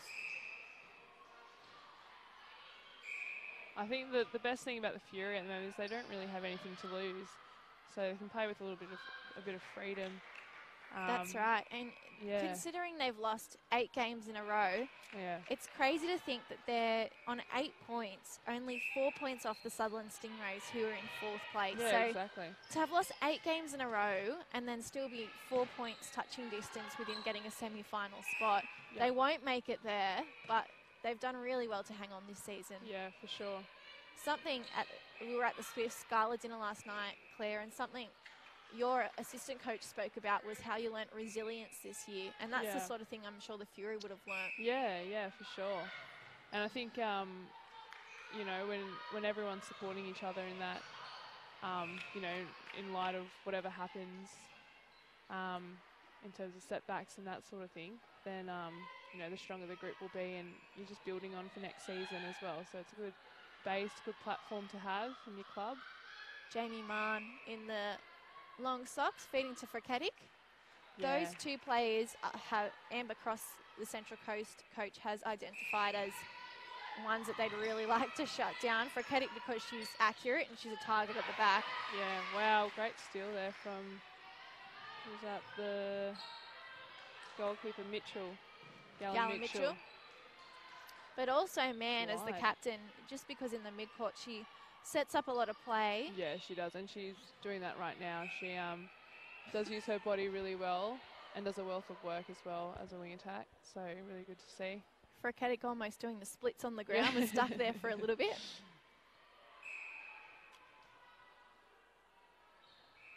Now, she's just been over in New Zealand competing with some of your mates for the N-Swiss team in the Super Club Challenge. Yeah, both of them, Ange and Lauren, both in the same team over there, so and now here they are on court together. Yeah, exactly. Yeah, so I'm sure they're liking the opportunity to play against each other and challenge each other. It almost be like a training drill for them, wouldn't it? Yeah. Strong drive off the centre pass here. So I believe the N-Swiss team came 4th this year. Yep. Although they took down some really big New Zealand giants in the process. Yeah, and the thing with Super Club netball is that you can score 2 points, essentially. So they've just inside the circle, you can have the opportunity to score 2 points. So I think that would have played into it a little bit as well. Wow, I didn't know that. Yeah, they should advertise that, a bit like Fast 5. Yeah. So it's a sort of different sort of type of netball. So no, they did well. McFadden out for the centre pass. Jeez, I'm just looking at Central Coast wing defence, Alicia Walsh, and she is quick. She just flew off that centre pass line. Oh, nice ball there from Abby. The overarch of Freketic and a nice finish too. Straight through. The Fury up by 3 goals. Yeah, they're doing well. Wild. There's the experience coming out. I was going to say, yeah, she, her timing has just been unbelievable. So, yeah, really nice. Man, direct for Freketic. And too easily finds McFadden at the back, all on her own. And that was a really nice change up there from Fury with Ange coming out and just opening the whole goal circle for Abby to drive in. So gave her all that space and she really made the most of it too. Another nice feed there from Amy. Now, Maddie Taylor taking the shot is such an accurate shooter, right? Like, yeah. She got MVP last year in a joint. Yep. With another Maddie, I believe. Yeah, yep. So she really has come out this year and she probably deserves it again, to be honest. She could go back to back. And I feel like she's really developed over the last couple of years as well. Like she's been around for the last couple of years and she's a really nice strong target under the post there. And like you said, it's super accurate. So what more could you want from your shooters? Well, I mentioned Central Coast suffered a loss last week by 10 goals to Manly. But the week before, they beat North Shore United 79-42. That is the highest score we've seen in Premier League in 3 years. Yep. That is a lot of goals. That is a lot of goals, and that is a lot of accurate goals at that. So I can imagine that Taylor was behind a lot of them too. Yep. Scoring machine. So the thing about Central Coast is not only have they been so successful this year, only losing 2 goals. O'Keefe goes down. Hopefully she's not injured. She's hobbling a little. But they've been able to win so many games by such large margins. It's just phenomenal, really, how much they've been able to win. The ability to close out games and really punish defenders has been one of their strengths this season. So, yeah, it'll be interesting to see what they can do today. Megan O'Keefe still doesn't look too well. She's hobbling along. Lauren Moore just getting the better of Freketic twice in a row. Yep. Just smart vision, and she's so composed at the back, Lauren Moore. Like, I think people forget how young she is because she just plays with a really level head. Yep. Yep. And she's right in everything as well, and she's probably one of the most competitive people I know as well, so she will be right in there. Taylor and Gala Mitchell up on the left-hand side of the court are really evenly matched for height as well. Yep. And also build. They're both quite strong players. Yeah. There's a fair bit of physical attention being given. Yeah, I like the work, though, that Galen Mitchell's doing. Just trying to get off the body and move her feet and getting around, trying to confuse the space a little bit more, which is good to see. But yeah, Taylor's got the smarts just to kind of hold and wait and then fall into that space. Oh, nicely done. Ball speed's really working for the Fury at the moment. I feel as though they're letting the ball go nice and quick, and it's not giving the defenders a chance to set up. No look pass from Bridges. Almost didn't pay off, but Hawley was solid in taking the ball. With just one goal difference. I'm enjoying the contest between Aoki and Amy Wild. Oh, well done. Great read. Jansen working with Galen Mitchell. But just having the vision to keep her eyes on the ball when the shooter was popping out and doing all sorts of things. Yeah. Is smart netball. Up and over. The ball will find the post, and then Bridges. And Central Coast say thanks very much. Yep, so they'll want to obviously score off this one. Taylor coming back to Wild. Oh, direct with the bounce. Hawley a long way out. Oh, nice shot. And the shot just trickles in. 11 apiece.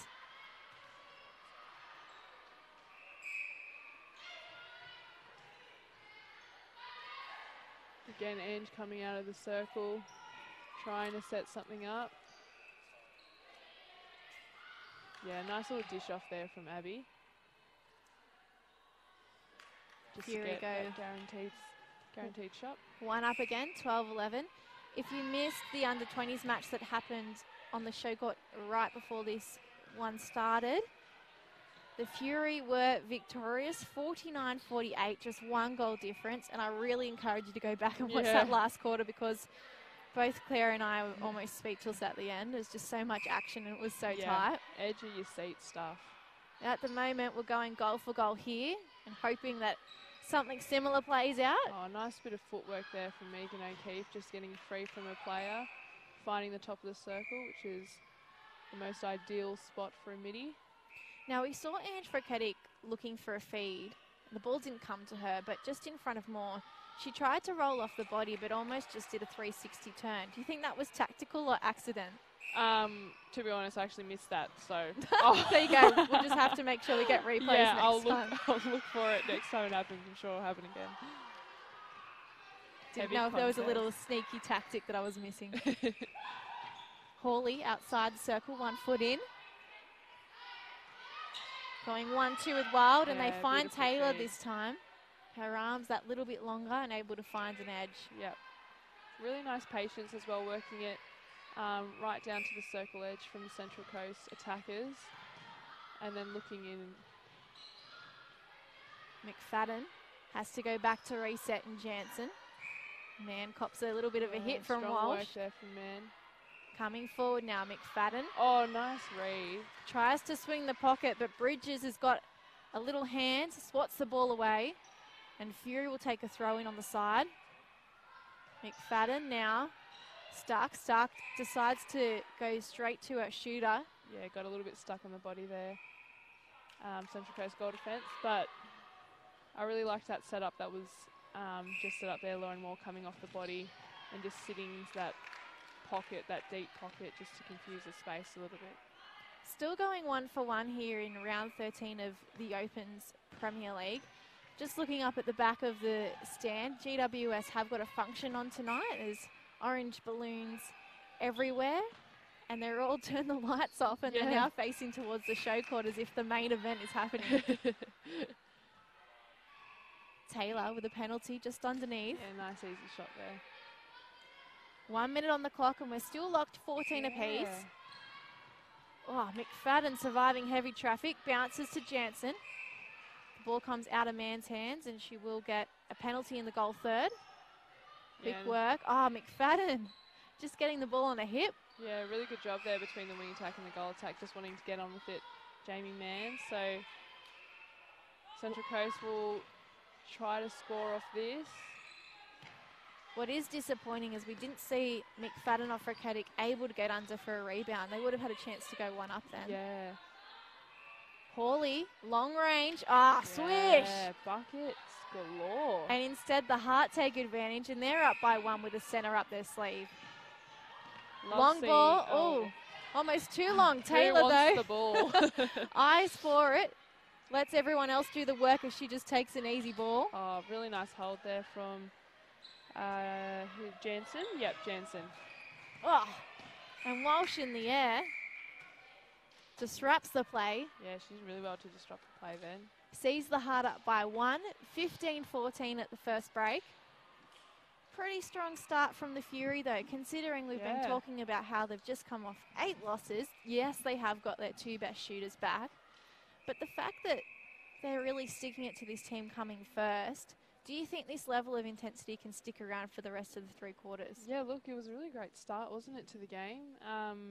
Yeah, Fury obviously have a point to prove against one of the top team in the league. So, yeah, it'll be interesting to see if they can continue to sustain that, but they're looking the goods nice and early. So a lot of the under-20s have stuck around and keeping warm in case they're needed. Yeah, it's always good to see the 20s if they're needed to get an opportunity to play in the open court. So yeah, it's a very different atmosphere, though, isn't it, to the under-20s here now? Everyone's very quiet, almost pensive. I think it's past everyone's bedtime, so I think that's why everyone's gone home. No, there's still some people in the function room anyway. Yeah, maybe all the loud people have head up there behind the soundproof glass. Yeah. So the Heart up by 1 goal, 15-14. Would you expect any changes to be made at this point, Claire? I don't think so. I think that both teams have come out of the blocks pretty strong. Yeah, no, I think they will leave it as it is. But yeah, both teams have really brought it. And where do you think most of the battle is happening?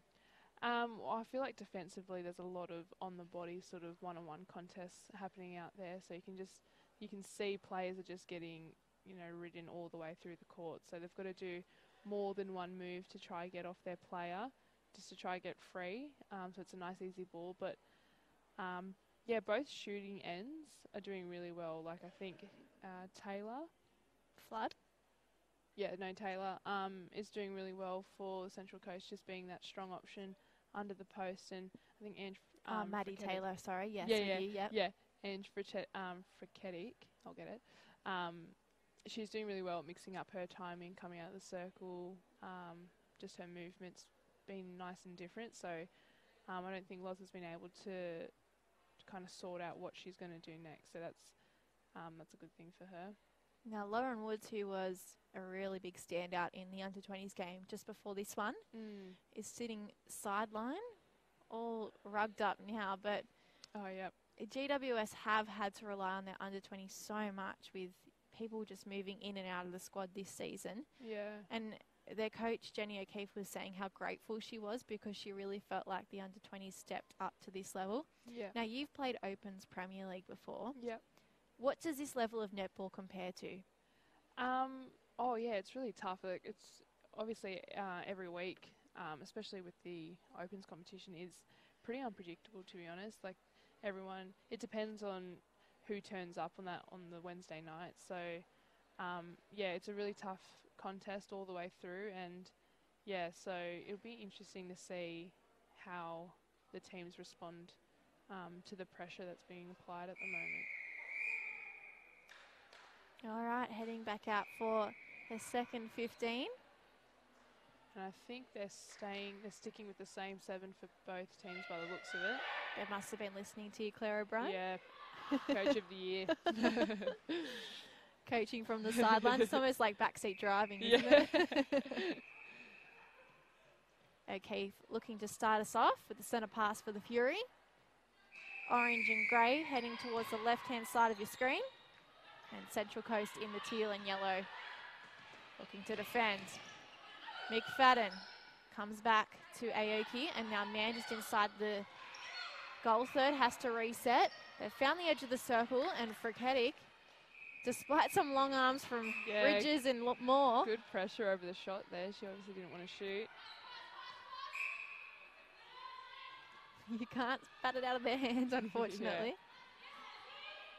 Nice steady shot there. Really nice work from the Fury mid-court there, just working it, working the angles, swinging the board up just to open up the shooters. Hawley looks straight to her partner in crime. Yep, why not? Feeds straight over the top of Gallon Mitchell to Taylor. There's a good understanding between those two shooters. Yeah, exactly. And she's skipping all the mess and going nice and direct right to the shooter, so that's always good to do. McFadden looking over the long arms of Bridges. Oh, Lauren Moore getting a touch. Defending from the back and quite effective at that. Yeah, and not many defenders I feel like can pull that off. Although the chance goes wanting. With the ball popping out the side. Tell us about Aoki.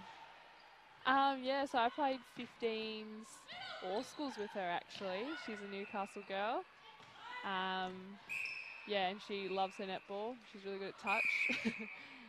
Yeah, I actually haven't seen her in forever, so it's pretty cool to be able to catch up with her. But she's, yeah, no, she's just an annoying defender. I guess all defenders are annoying, but she gets her hands in there. She's not afraid to have a contest, and yeah. Freketic doing just enough then to... It's physical under there, isn't it? Oh no, goal not counted. Yeah. Must have been a held ball.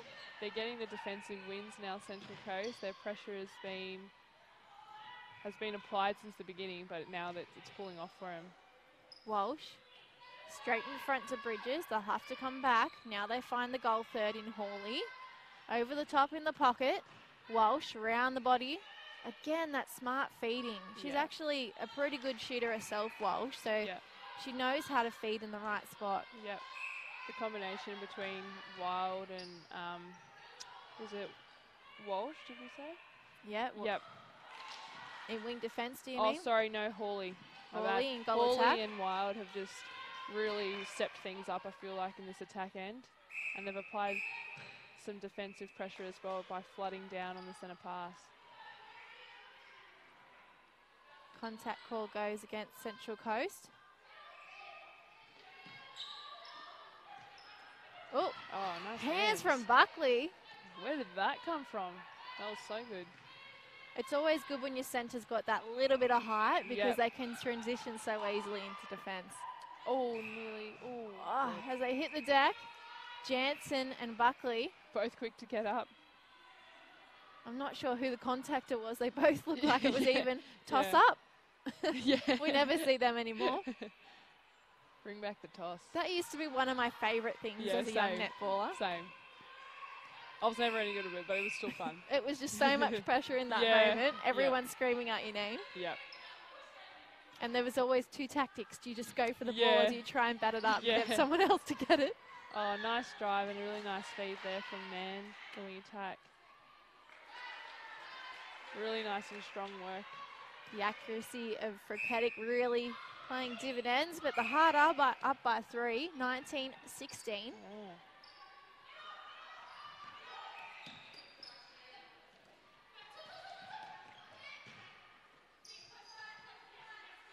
McFadden inside looking confident, misses the shot on foot. Oh, she does the splits. Good girl. Oh no, Unlucky. She's passed it to someone's foot and it has ended up with the Heart. The court must be slippery tonight. We've had a few people falling over. Buckley finds Hawley outside and they great ball and play great the same set play they've done for much of this Yeah. game so far. I feel like if it's working for them, just keep at it because it's quite effective. So for Jansen, that was nice smarter then because she knew Hawley was going to come out and pull her out, so she stayed back. Yeah. Probably not effective yet, but the cogs are turning in head. Yep.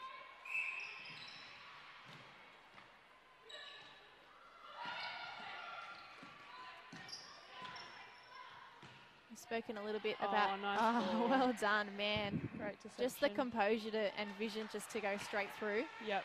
We've spoken a little bit about McFadden so far. I remember watching her play in the Panthers under-20s team in that's right. Yep. 2016 when they won the grand final. They had to win something like 6 games in a row to come through and win. Yep. And she was a player that really just far beyond her years. And she's just, it's funny because you almost want to call her an impact player, but she plays the full 60 minutes. Yeah. So it's just like she's able to have an impact when those pressure moments count. Yeah. Can turn a game. And super reliable too. I think she's got really great timing and finds the space really nice as well. So yeah, that combination's working nicely for them. So Fury fighting hard, but the Heart are up by 4 goals, 22-18 with 9 minutes 5 seconds until half time. Oh yeah. All attackers are playing really nice and direct. I feel like their first, no matter who gets the ball, their first point of call is kind of looking straight into the shooter. So they're not allowing the defenders to set up. So yeah, it's working really, really well for them. Man, strong pass to McFadden, like a rocket. Oh, and the hands of Bridges sees Central Coast pick up a penalty and a turnover. Yeah, Moore and Bridges are working really nicely together just to confuse that space. You've got Lauren sagging onto a mid-court in the pocket there, and the goal defence is reading that and coming into the circle. So yeah, it's paying dividends for him. Taylor keen to turn and shoot wherever she gets the ball. And that confidence is paying off for the Heart. Still up by, well, now they've made it 6 goals, 24-18. Push it out a little bit. It's funny watching this game. I wouldn't say that difference is so great at the moment. I mean, if you didn't look at the scoreboard, I don't think you'd be able to tell. Yeah, I agree.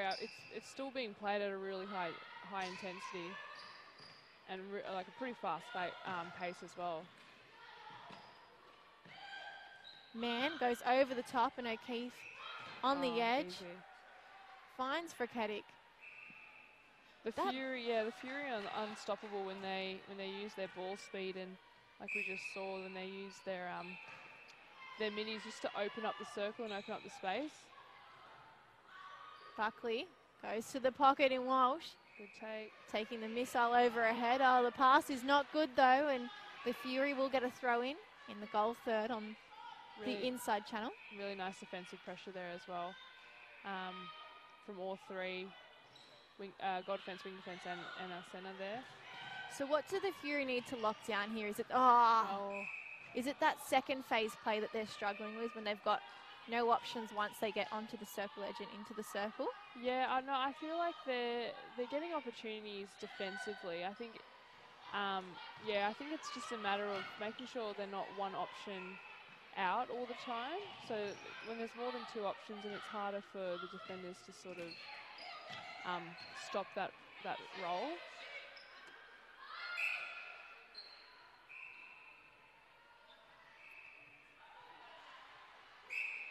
I've never seen anyone arch their back so much to take a shot.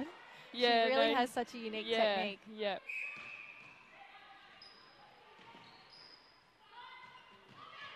Oh, O'Keefe in the air with a 360. Great take there from Megan. Oh, unlucky there. I thought that was a great read, actually. Call could have gone either way. Yeah. Inside the circle now. McFadden will take the penalty. Again, Lauren with another touch. Around the back of the post. That was smart. Yeah, sneaky little pass around the post. Never hurt nobody. And the Fury clawing their way back within 4 goals. Plenty of netball to be played in The penultimate round before the semi-finals. Taylor in the air. You can't stop her. I was going to say there was actually really good defensive pressure applied there from the Fury wing defence and centre, just holding that up. But they, like they've been doing all game, they've gone nice and direct to the goal shooter, so it was hard to stop there. In the air. Frakatic offloads. You know, Keith and Mann try to set them up. I'd really like to see Abby get in the circle nice and early, just instead of, oh, hello. Oh, she did well to get up. Just to get into the circle nice and early instead of hanging out and letting her middies sort of bring the ball down. Just so she can be more of a threat inside the circle. Well, the problem is she does so much work setting up the play and then she can't get in there herself. Yeah. Or if she is, she can't penetrate under the post. Yeah. Jansen, no look pass to Gallon Mitchell. Ball bounces off Taylor's palm and back into Fury's possession. Speed, yeah. And that was better play, wasn't it? Yeah, and that ball speed just set that whole play up. So, yeah, really nice job from the Fury there just to get back to 22. Confidence growing in the Fury camp, and they're 22 down to the Hearts 26. Yep. Oh, Buckley keeps it in play and it ends up with Taylor. Do that. I swear those things never pull off. That was really nice. Unless you're a Swift and you're Paige Hadley and Helen, right? Yeah. That in the first game was phenomenal. I don't think I've heard the crowd louder at a netball game before. It's just stuck for options there. Everyone running at the same time. More. Just a bit of a contact. Bridges in the midcourt. Wild coming forward, finds Hawley. And now, oh my goodness. Goal assist. This Heart team is so in tune that they're going goal defense to goal shooter. She'll be happy with an assist on her name. Gee. From the midcourt straight under the post. Yeah. That was impressive. Well, that's the confidence I feel like Central Coast are playing with at the moment, that they can go to the post so early and really let the ball go with such confidence. It's good to see. Buckley to Hawley out top. And now Wild will try and find Taylor at the back. Worst comes to worst, just chuck it up. Gallon Mitchell has the right idea though, doesn't she? Oh, she's in the right position and she's done all the right footwork to get into that position as well. I think it was just the strength of Maddie Taylor's take and in the air. Pretty impressive stuff. Mann to McFadden. Now O'Keefe funds Mann. Building. Now on the edge of the nice circle. take, They've got rid of Laura Moore, brought her out. Yep. Done the sneaky. This is clever play and from Fury. Yeah, that's the work that the two Fury midcourters can do with each other, just to let that ball get into the shooting circle a lot easier. And obviously by drawing Lauren out, that leaves Ange nice and free under the circle as well. Oh, well done. Gallon Mitchell with a pretty good effort. Really good effort.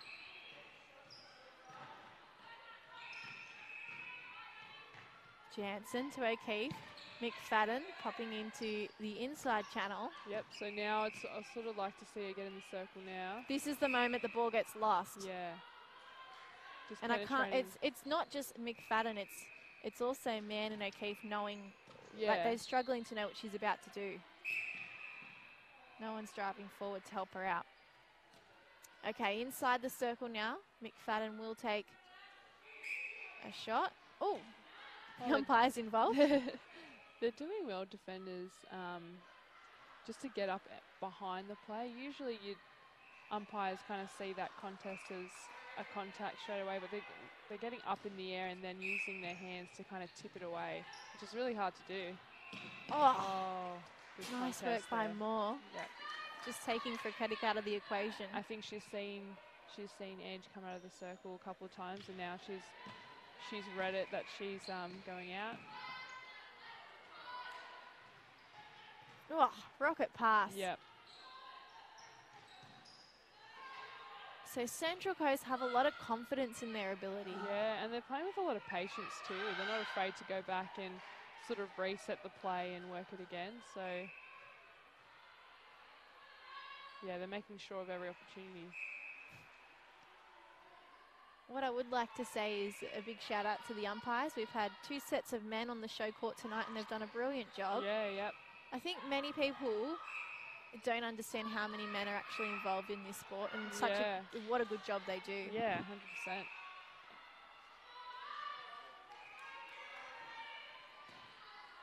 30-24, the lead for the High has crept back out to 6, and with 7 seconds on the clock before halftime, they're looking to push and score again. Oh, the ball just makes it to Wild, but they can't get it into Taylor and under the post. So 30-24, the score will remain at halftime, and we're just going to take a nice little break before we come back for the third quarter.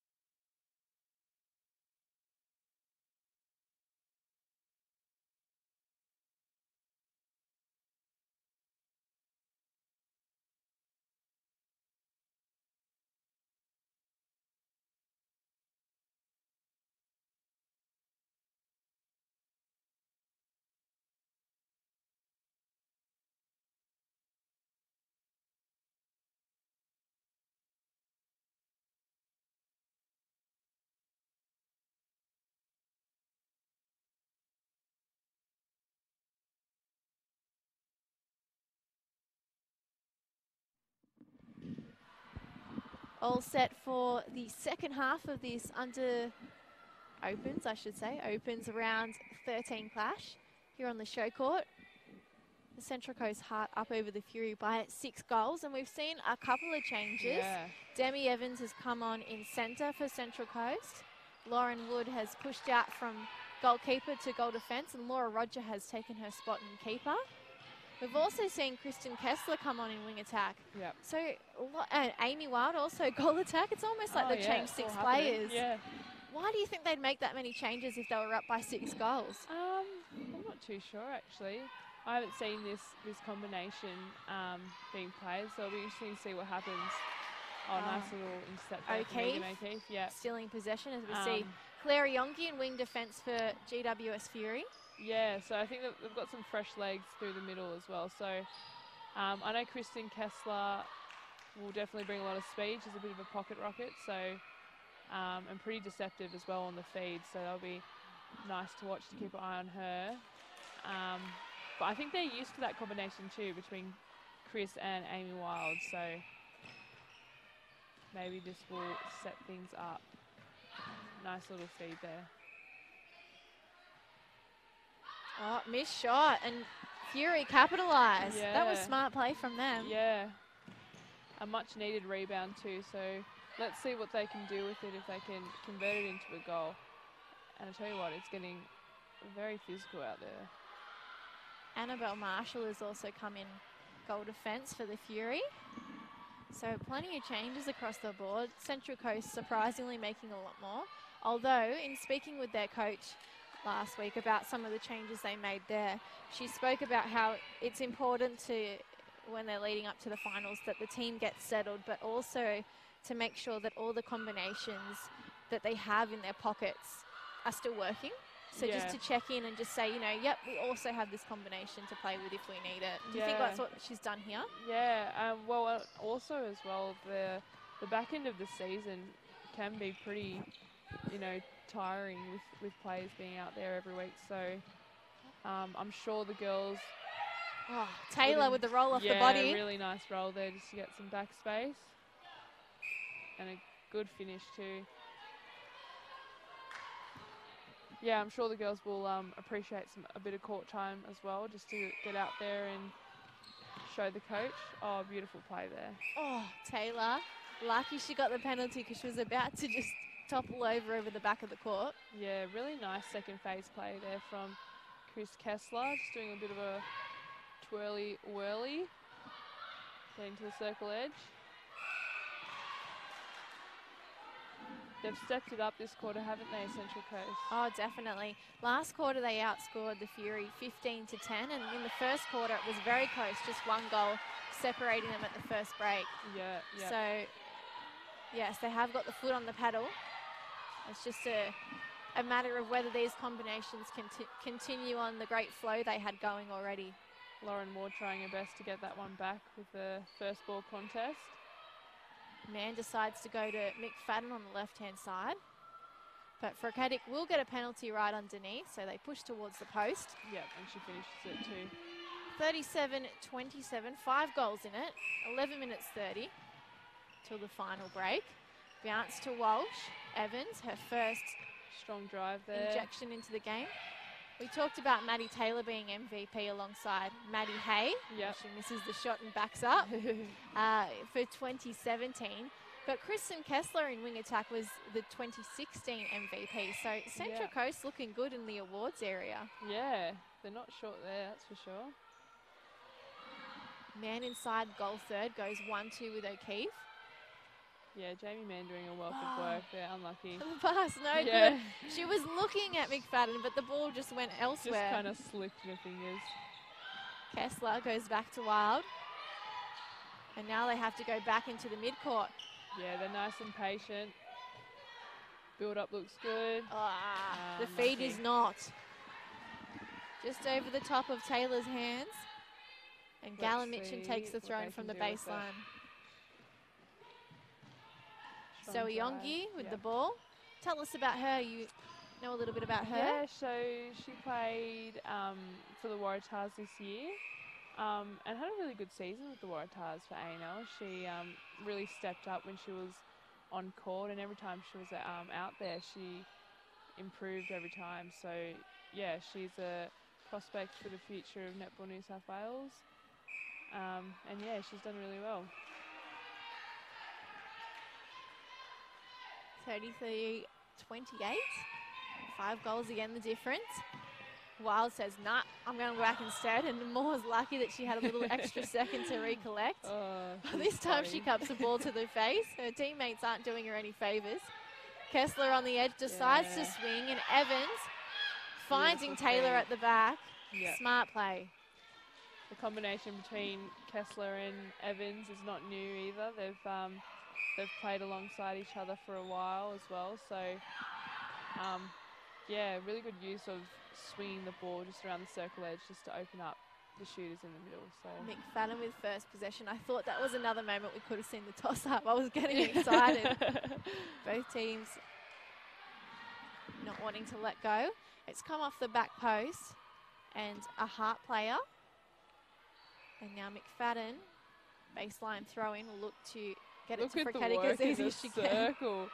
Isn't Roger making it difficult? That's a sight, yeah. And that defensive pressure has resulted in a Central Coast turnover. Moore, strong pass to Evans in the goal third. Nice work there. Maddie Taylor did a world of work there too. Yep. Taking it over the top of her head with a little 12. Yep. So that ball popping it up is not always an easy option, but it's just something that seems to work for them. Yep, and she's coming out, changing it up. Really liking what she's bringing tonight. Gallen Mitchin, if you just watch these two, it's a game in itself. Yeah. She's doing so well to confuse the space. Yep, she is.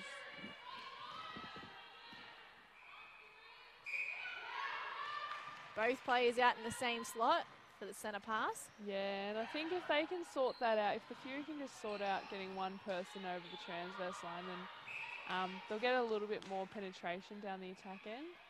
I just feel as though they're both getting over the line and they're a bit stuck just getting through that next part.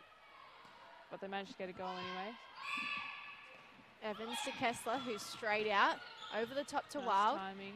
Oh, a little bit of Heavy contact. contest. Well, straight to Wild, and now up and over.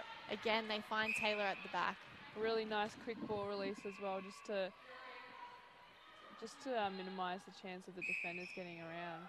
The lead has crept out to 8 goals with 7.5 before the final break of this match. Oh, as the ball comes off McFadden's head and over the line. Right idea there, but yeah, just couldn't get 2 hands on it. Evans comes back to Roger. Moore, again, using Strong Roger. drive through the middle. It's almost a Little little bit of layup. Gretel Tippett. Gretel Tippett through the mid-third.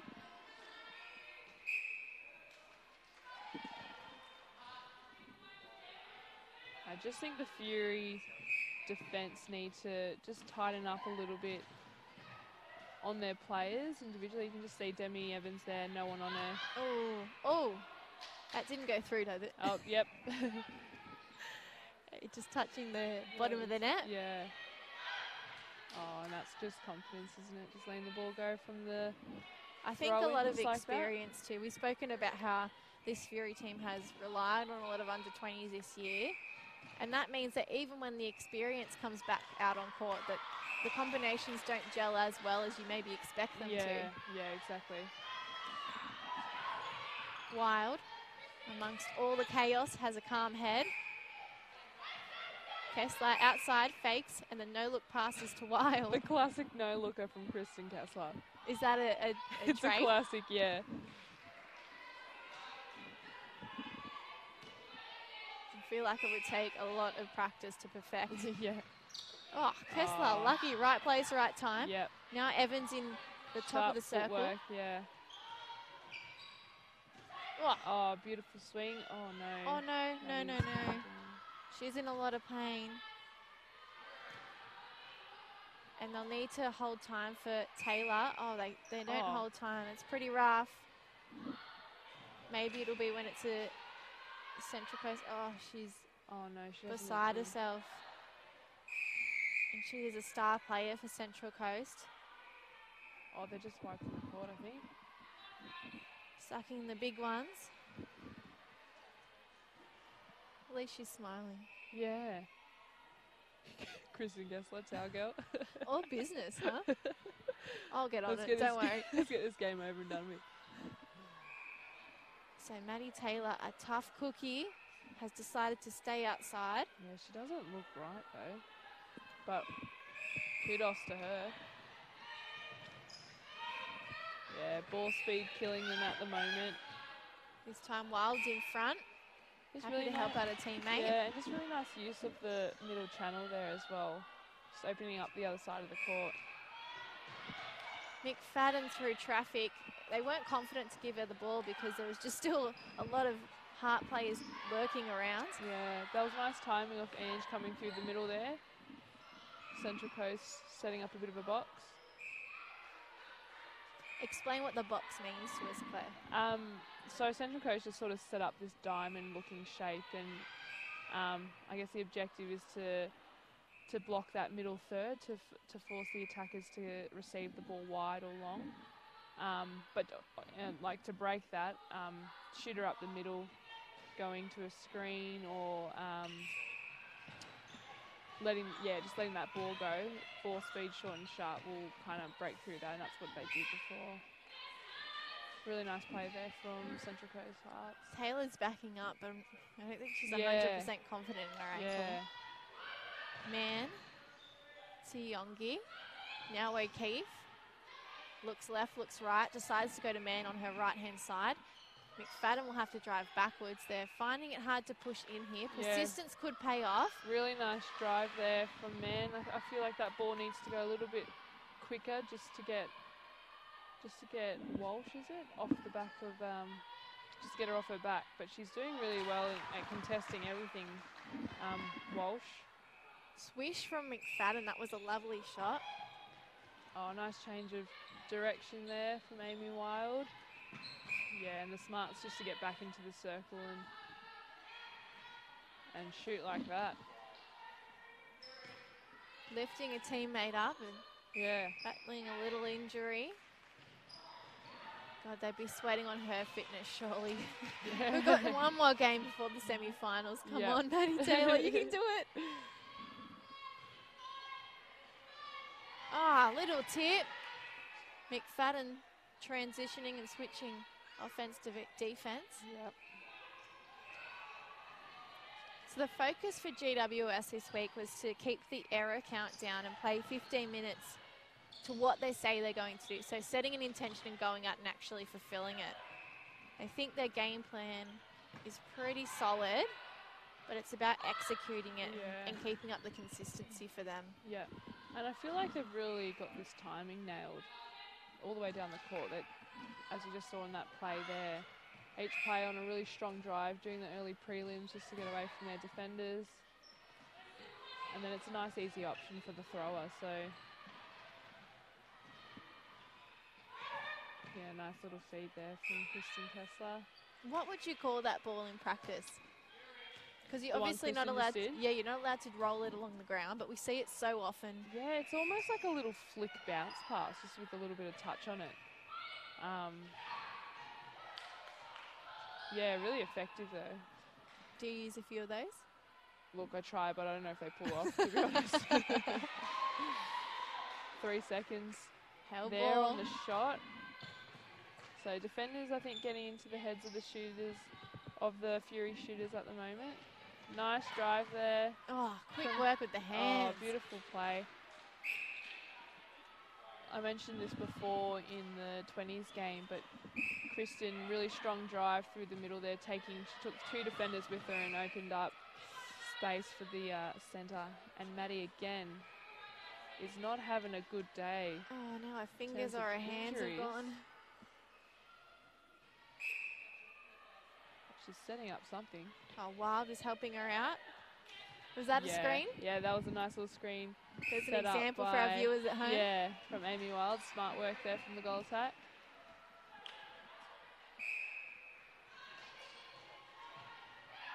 Man straight to Friketic, who's popped up top. Yep. Over the top, into the pocket. There from the Fury middies. Oh, that was brilliant. And that's what they need. need to do and continue to do that short, sharp sort of movement.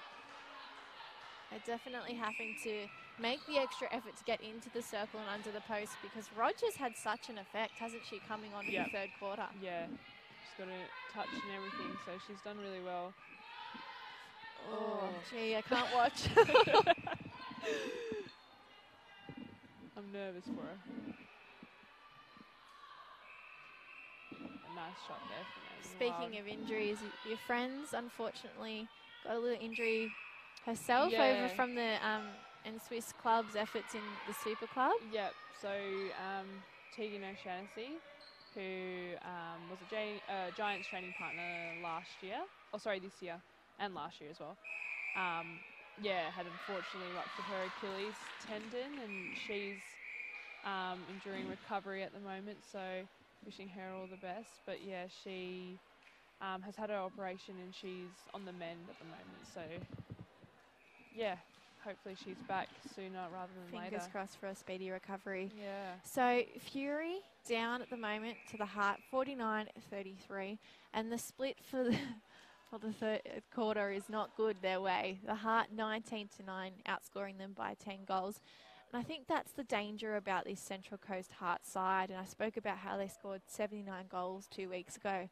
Yeah. If they're on, they're just going to pepper you with goals all night. Yep. And if they're on, they're on. And tonight they have started really strong, but in the third quarter they've really picked things up and they blew them out of the park really in that third quarter. But yeah, Fury is still hanging on there. I think if they can just, in terms of their attack, if they can just sort their timing out a little bit better, so they're not all running on top of each other and at the same time, that they'll find that probably won't get as tired. So if they can actually stagger their timing a little bit, they will actually build some sort of momentum in their attack end. So hopefully they can start to do a little bit more of that. Although Central Coast have started to do a bit more of a box sort of defence in their defensive third to confuse the space, which I credit to them. It's actually working, and I'm sure we'll see more of that in the fourth quarter. So looking up at another court, the Erna Hawks 58 to the UTS Sparks 31. Now that game's important because the Hawks. Sorry, what team's that? The Hawks and Central Coast are both tied on 20 points, with only goal percentage separating them, and it's unlikely that they will ever, get those that goal percentage back up, even if Central Coast were to lose here tonight. Yeah. But they're going to be dangerous heading into the semis, and so are Manly, who've got a lot of their A&L players back. Yeah, well, that's exactly right. Everyone's got their players back from other camps, and momentum coming in at this part of the season, this later end, is really important heading into finals. So if they can if they can put together some strong performances, then they'll be in good stead for finals. So hopefully that will point them in the right direction. So looking at the ladder, Central Coast top, Erna Hawks second, Manly Warringah Sapphires in third, and Sutherland Stingrays in fourth. Now, if you look at that top four, you'd probably expect most of those teams to make it, to be honest, except Central Coast. I feel like the Sparks have mostly dominated in that top four spot in the previous 2 years. Yeah. So to see them at the bottom of the ladder, they have been hampered a little bit by A&L commitments and Super Netball as well. Yeah. Obviously not where you want to be at the bottom of the table, but I'm sure they'll be wanting to finish their season nice and strong. And they've probably had a tough go in terms of player movements and players being in different teams and whatnot. But unfortunately, that's just the reality of lineup. Netball and then the lineup. So hopefully they can string. Why do I keep saying string? Hopefully they can put together some strong performances for the end of their season anyway. So Galen Mitchell has taken her goalkeeper bib off, which means someone else is going to come on in that area. Oh, yeah. Yeah, is it Petty? I think. I'll just check that for you. Yeah, so Petty's come on a goalkeeper, and she's no stranger. Yeah, she's no stranger as well. to that position and this lineup. She offers quite a bit of hustle in that defensive end, so it'll be good to see her out there. She reminds me of a Chrissy Bryce in a way, just already looking at her footwork now she's come out. Like, I can't tell where she's going to be. And Chrissy Bryce or Christiana? Christiana Manua, sorry. I was like, Chrissy playing goalkeeper? Maybe. But I'm losing all my words. It's the last quarter on Wednesday night. You know what I mean. Yeah, I do. Me too. She's she's got that sort of hunter. That she's not afraid to come out of the circle and take a ball off a midi flying into the pocket. So yeah, it'll be good to see. Oh, how's the timing? Yeah. Man to O'Keefe, and now McFadden in the pocket finds really nice. Frickatic. That was probably one of their best plays of the night, actually. That's a good way to start the fourth.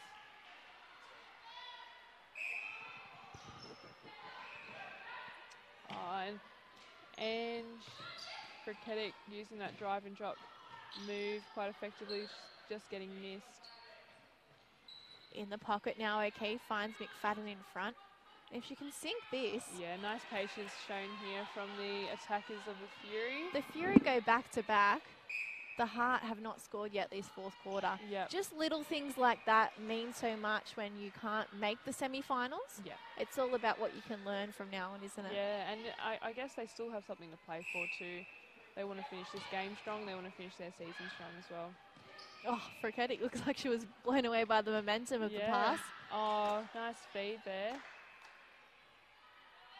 Really nice quick early ball from Jamie Mann. The skipper. Yep.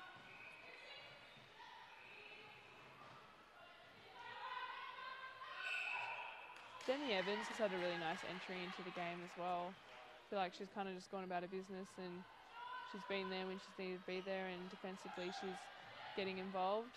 Oh. Just like that. Oh, wow. And the chase down. She must have heard you talking about her, Claire, because she's Jenny. She's turned the showbiz on.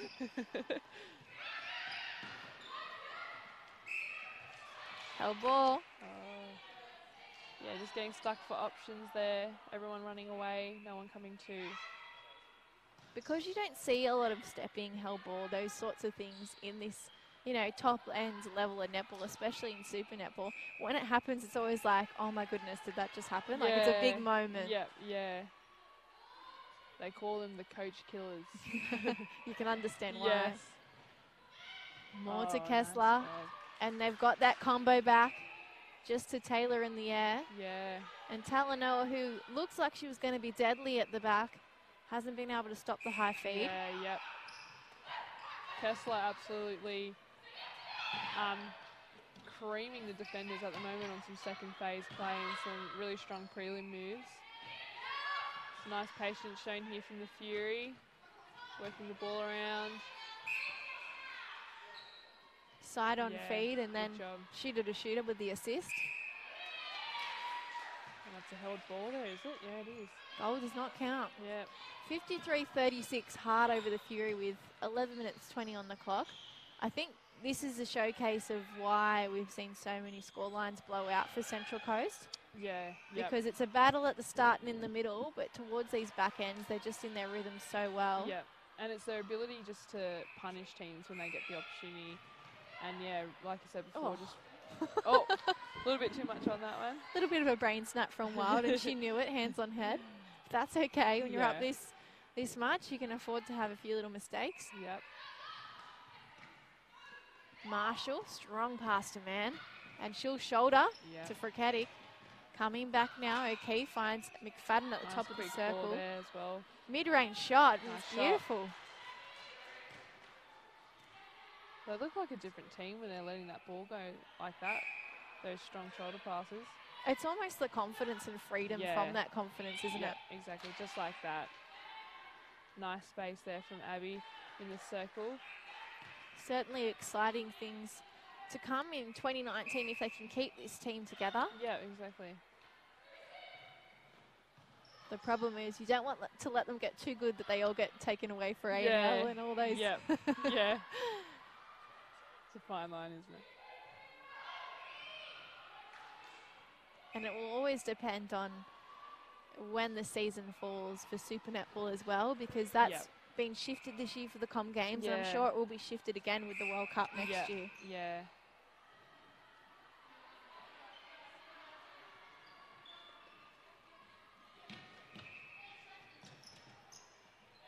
Man, little beautiful circle feed. fake. Yeah. Really good job just to sight the front shooter, but also see that back option as well. I'm curious, Claire, in other sports like, you know, your football codes and your soccer and all of those, the World Cup is usually held like when it doesn't affect one of the biggest competitions in the year. So, for example, the NRL, I don't think the Aussie Rules has a World Cup, but they don't hold a World Cup if it's going to affect the NRL season. Do you think as Super Netball grows and becomes the best competition as it is at the moment of the world and continues to stamp its authority in that space, that we'll start shifting the World Cup and all that stuff around it? Yeah, well, like, it's an interesting one, isn't it? Because I know New Zealand will play all the way through their season. They'll keep playing with World Cup and as that happens. So, yeah, look, I'm not really sure. I'm not really a big fan of a mid-season break for the space of, like, how long the World Cup goes for. Just because you lose momentum. I feel like you'd lose momentum if you'd break off. But then again, it could work in your favour if you could feel super rested and ready to go for the second half. Depends if your players make the squad, right? Yeah, exactly. So, but then if they do well, they come back revved up. So yeah. So it'll be interesting to see how that one pans out. Just had the arm out there, Roger. But Roger and Moore have done really, really well working together in the circle. Yeah, they've been a good combination. Plenty of netball to be played in this round 13 Opens game on the ShowCourt. There's a lot of yelling being done up on one of the top courts, and I think it's because North Shore United are beating the Panthers 47-44 with 8 minutes 20 on their clock. Yeah, it's a close one up there. It's also 47 apiece between the Stingrays and Sapphires. I think that's where most of the yellings come from. Yeah. Third v fourth, as we see Frakatic on the baseline. Yeah, and with nice a beautiful shot.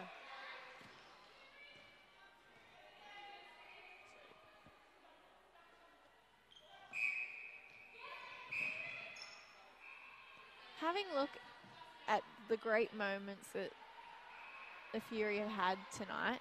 Yeah. They've shown great confidence in moments like this. And, like, their players have just been great to watch. Yep.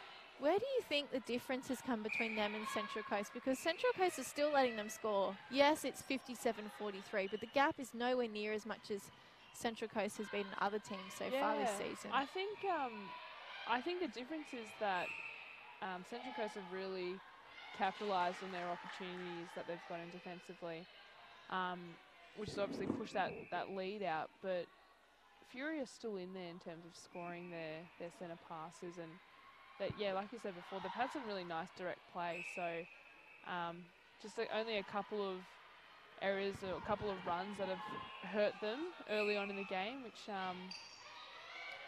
is unfortunate. But they're still right in there.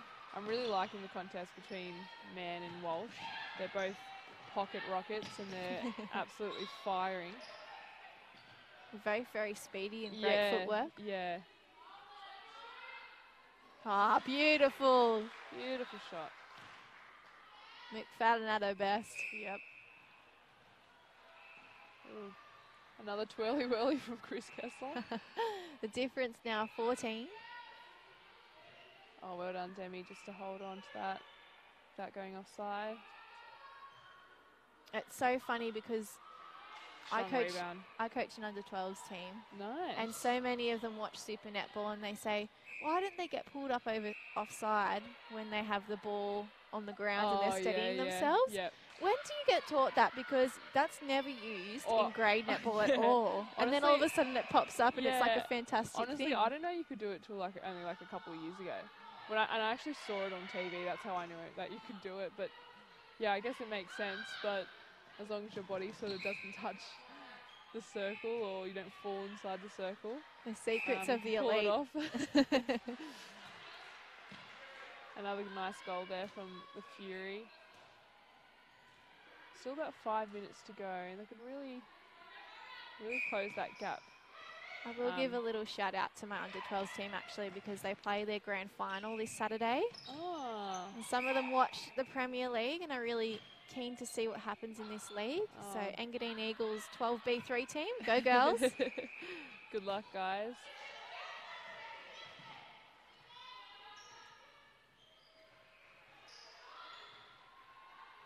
Kessler around the body to Wild with a little bounce pass. Yeah, they go to Evans, and now they find Taylor. Yeah, they find Taylor really nicely. Both middies and obviously Amy as well. So the difference remains 14. Kessler just coming around Marshall to find the ball. Oh, whoa, she's coming through. Play. She's really stepped up these last 2 quarters when Maddie Taylor hurt herself. Yeah, that was really nice and direct. The use of the middle channel there, and that was all set up just from quick hands and ball speed. Gee, there's bodies flying everywhere.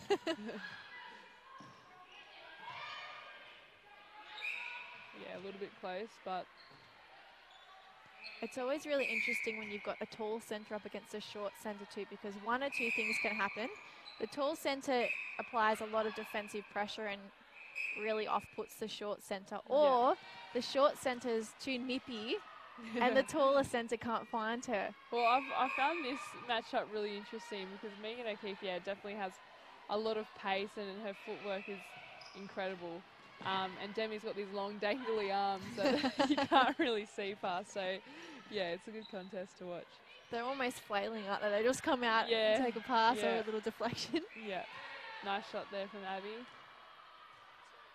So the Fury are going back to back here. And that was a nice little play, and just using their defenders to get some depth in their attack end. And nice triangle. Just like that, really nice triangle play there. Difference now 12. So edging their way a little bit back into this game. Oh, nice pass there from Amy. Little smile from Taylor.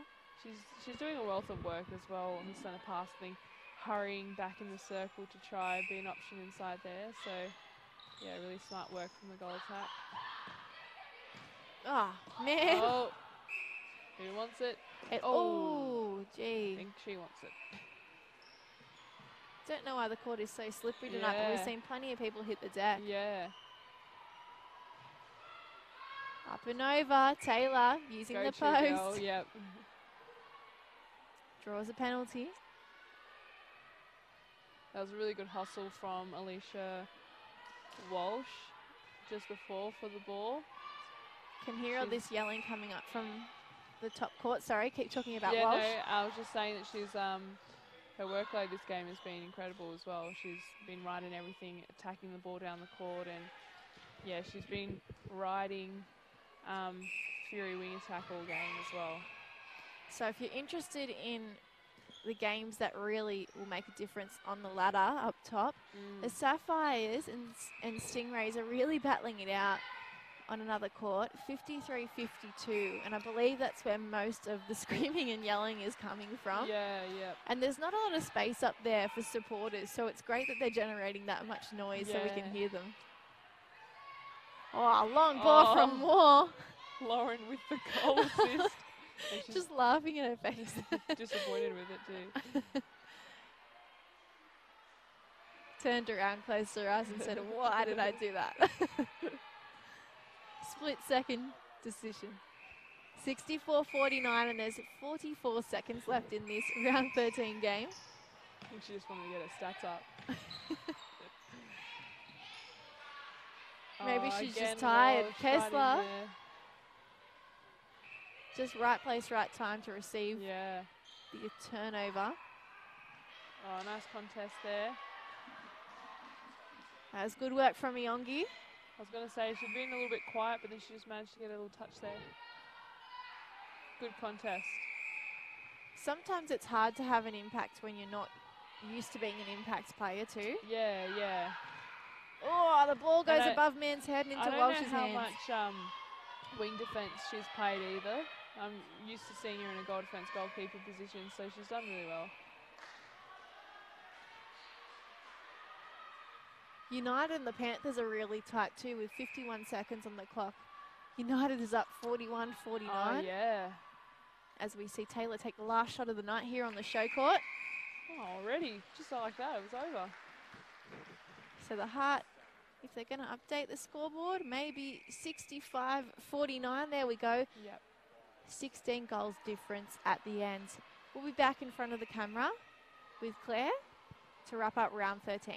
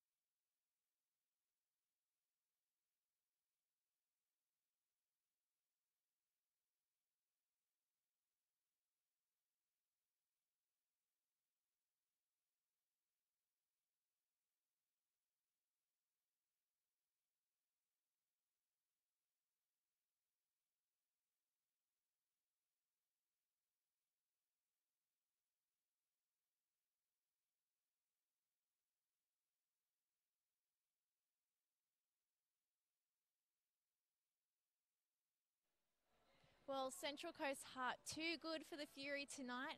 They win this match 65-49.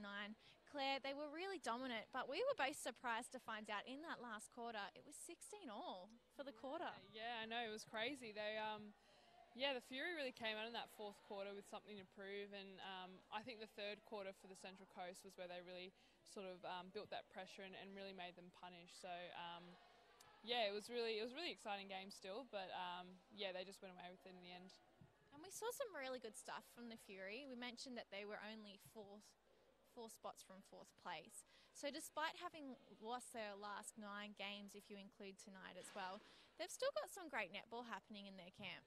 Yeah, well, what we saw tonight was some really nice, sharp, direct attacking moves and attacking play. And I think when they worked with patience and they worked all the way to the circle edge and sort of used the ball to shift the defenders, that they were actually quite deceptive and they actually got some really nice, easy goals as well. So, I think if they can string that together for 60 minutes, then they'll definitely be a force to be reckoned with. Now, some really interesting results up on the other courts with the Panthers and United tied 51 apiece.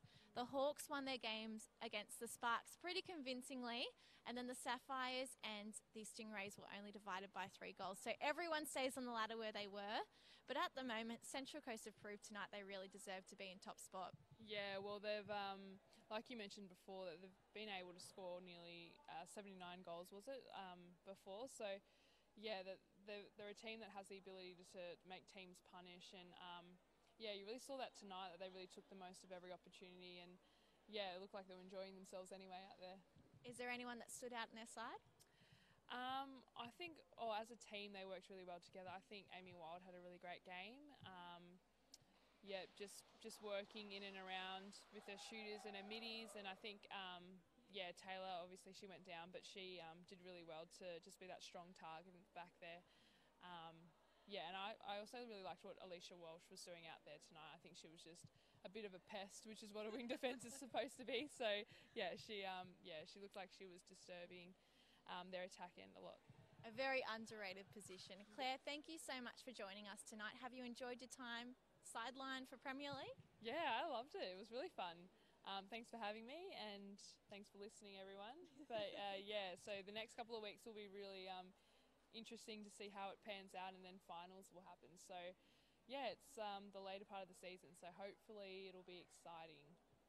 What is exciting too is next week, Central Coast will come up against the Hawks on court 3. Now, we don't currently have any cameras up on that court, so not sure what Netball New South Wales are going to do there, but it will be an interesting one because it will be the battle for the minor premiership. So if you're not here at Netball Central, you miss out on all the action, so maybe even come down to Sydney Olympic Park to watch. Thanks everyone for watching tonight.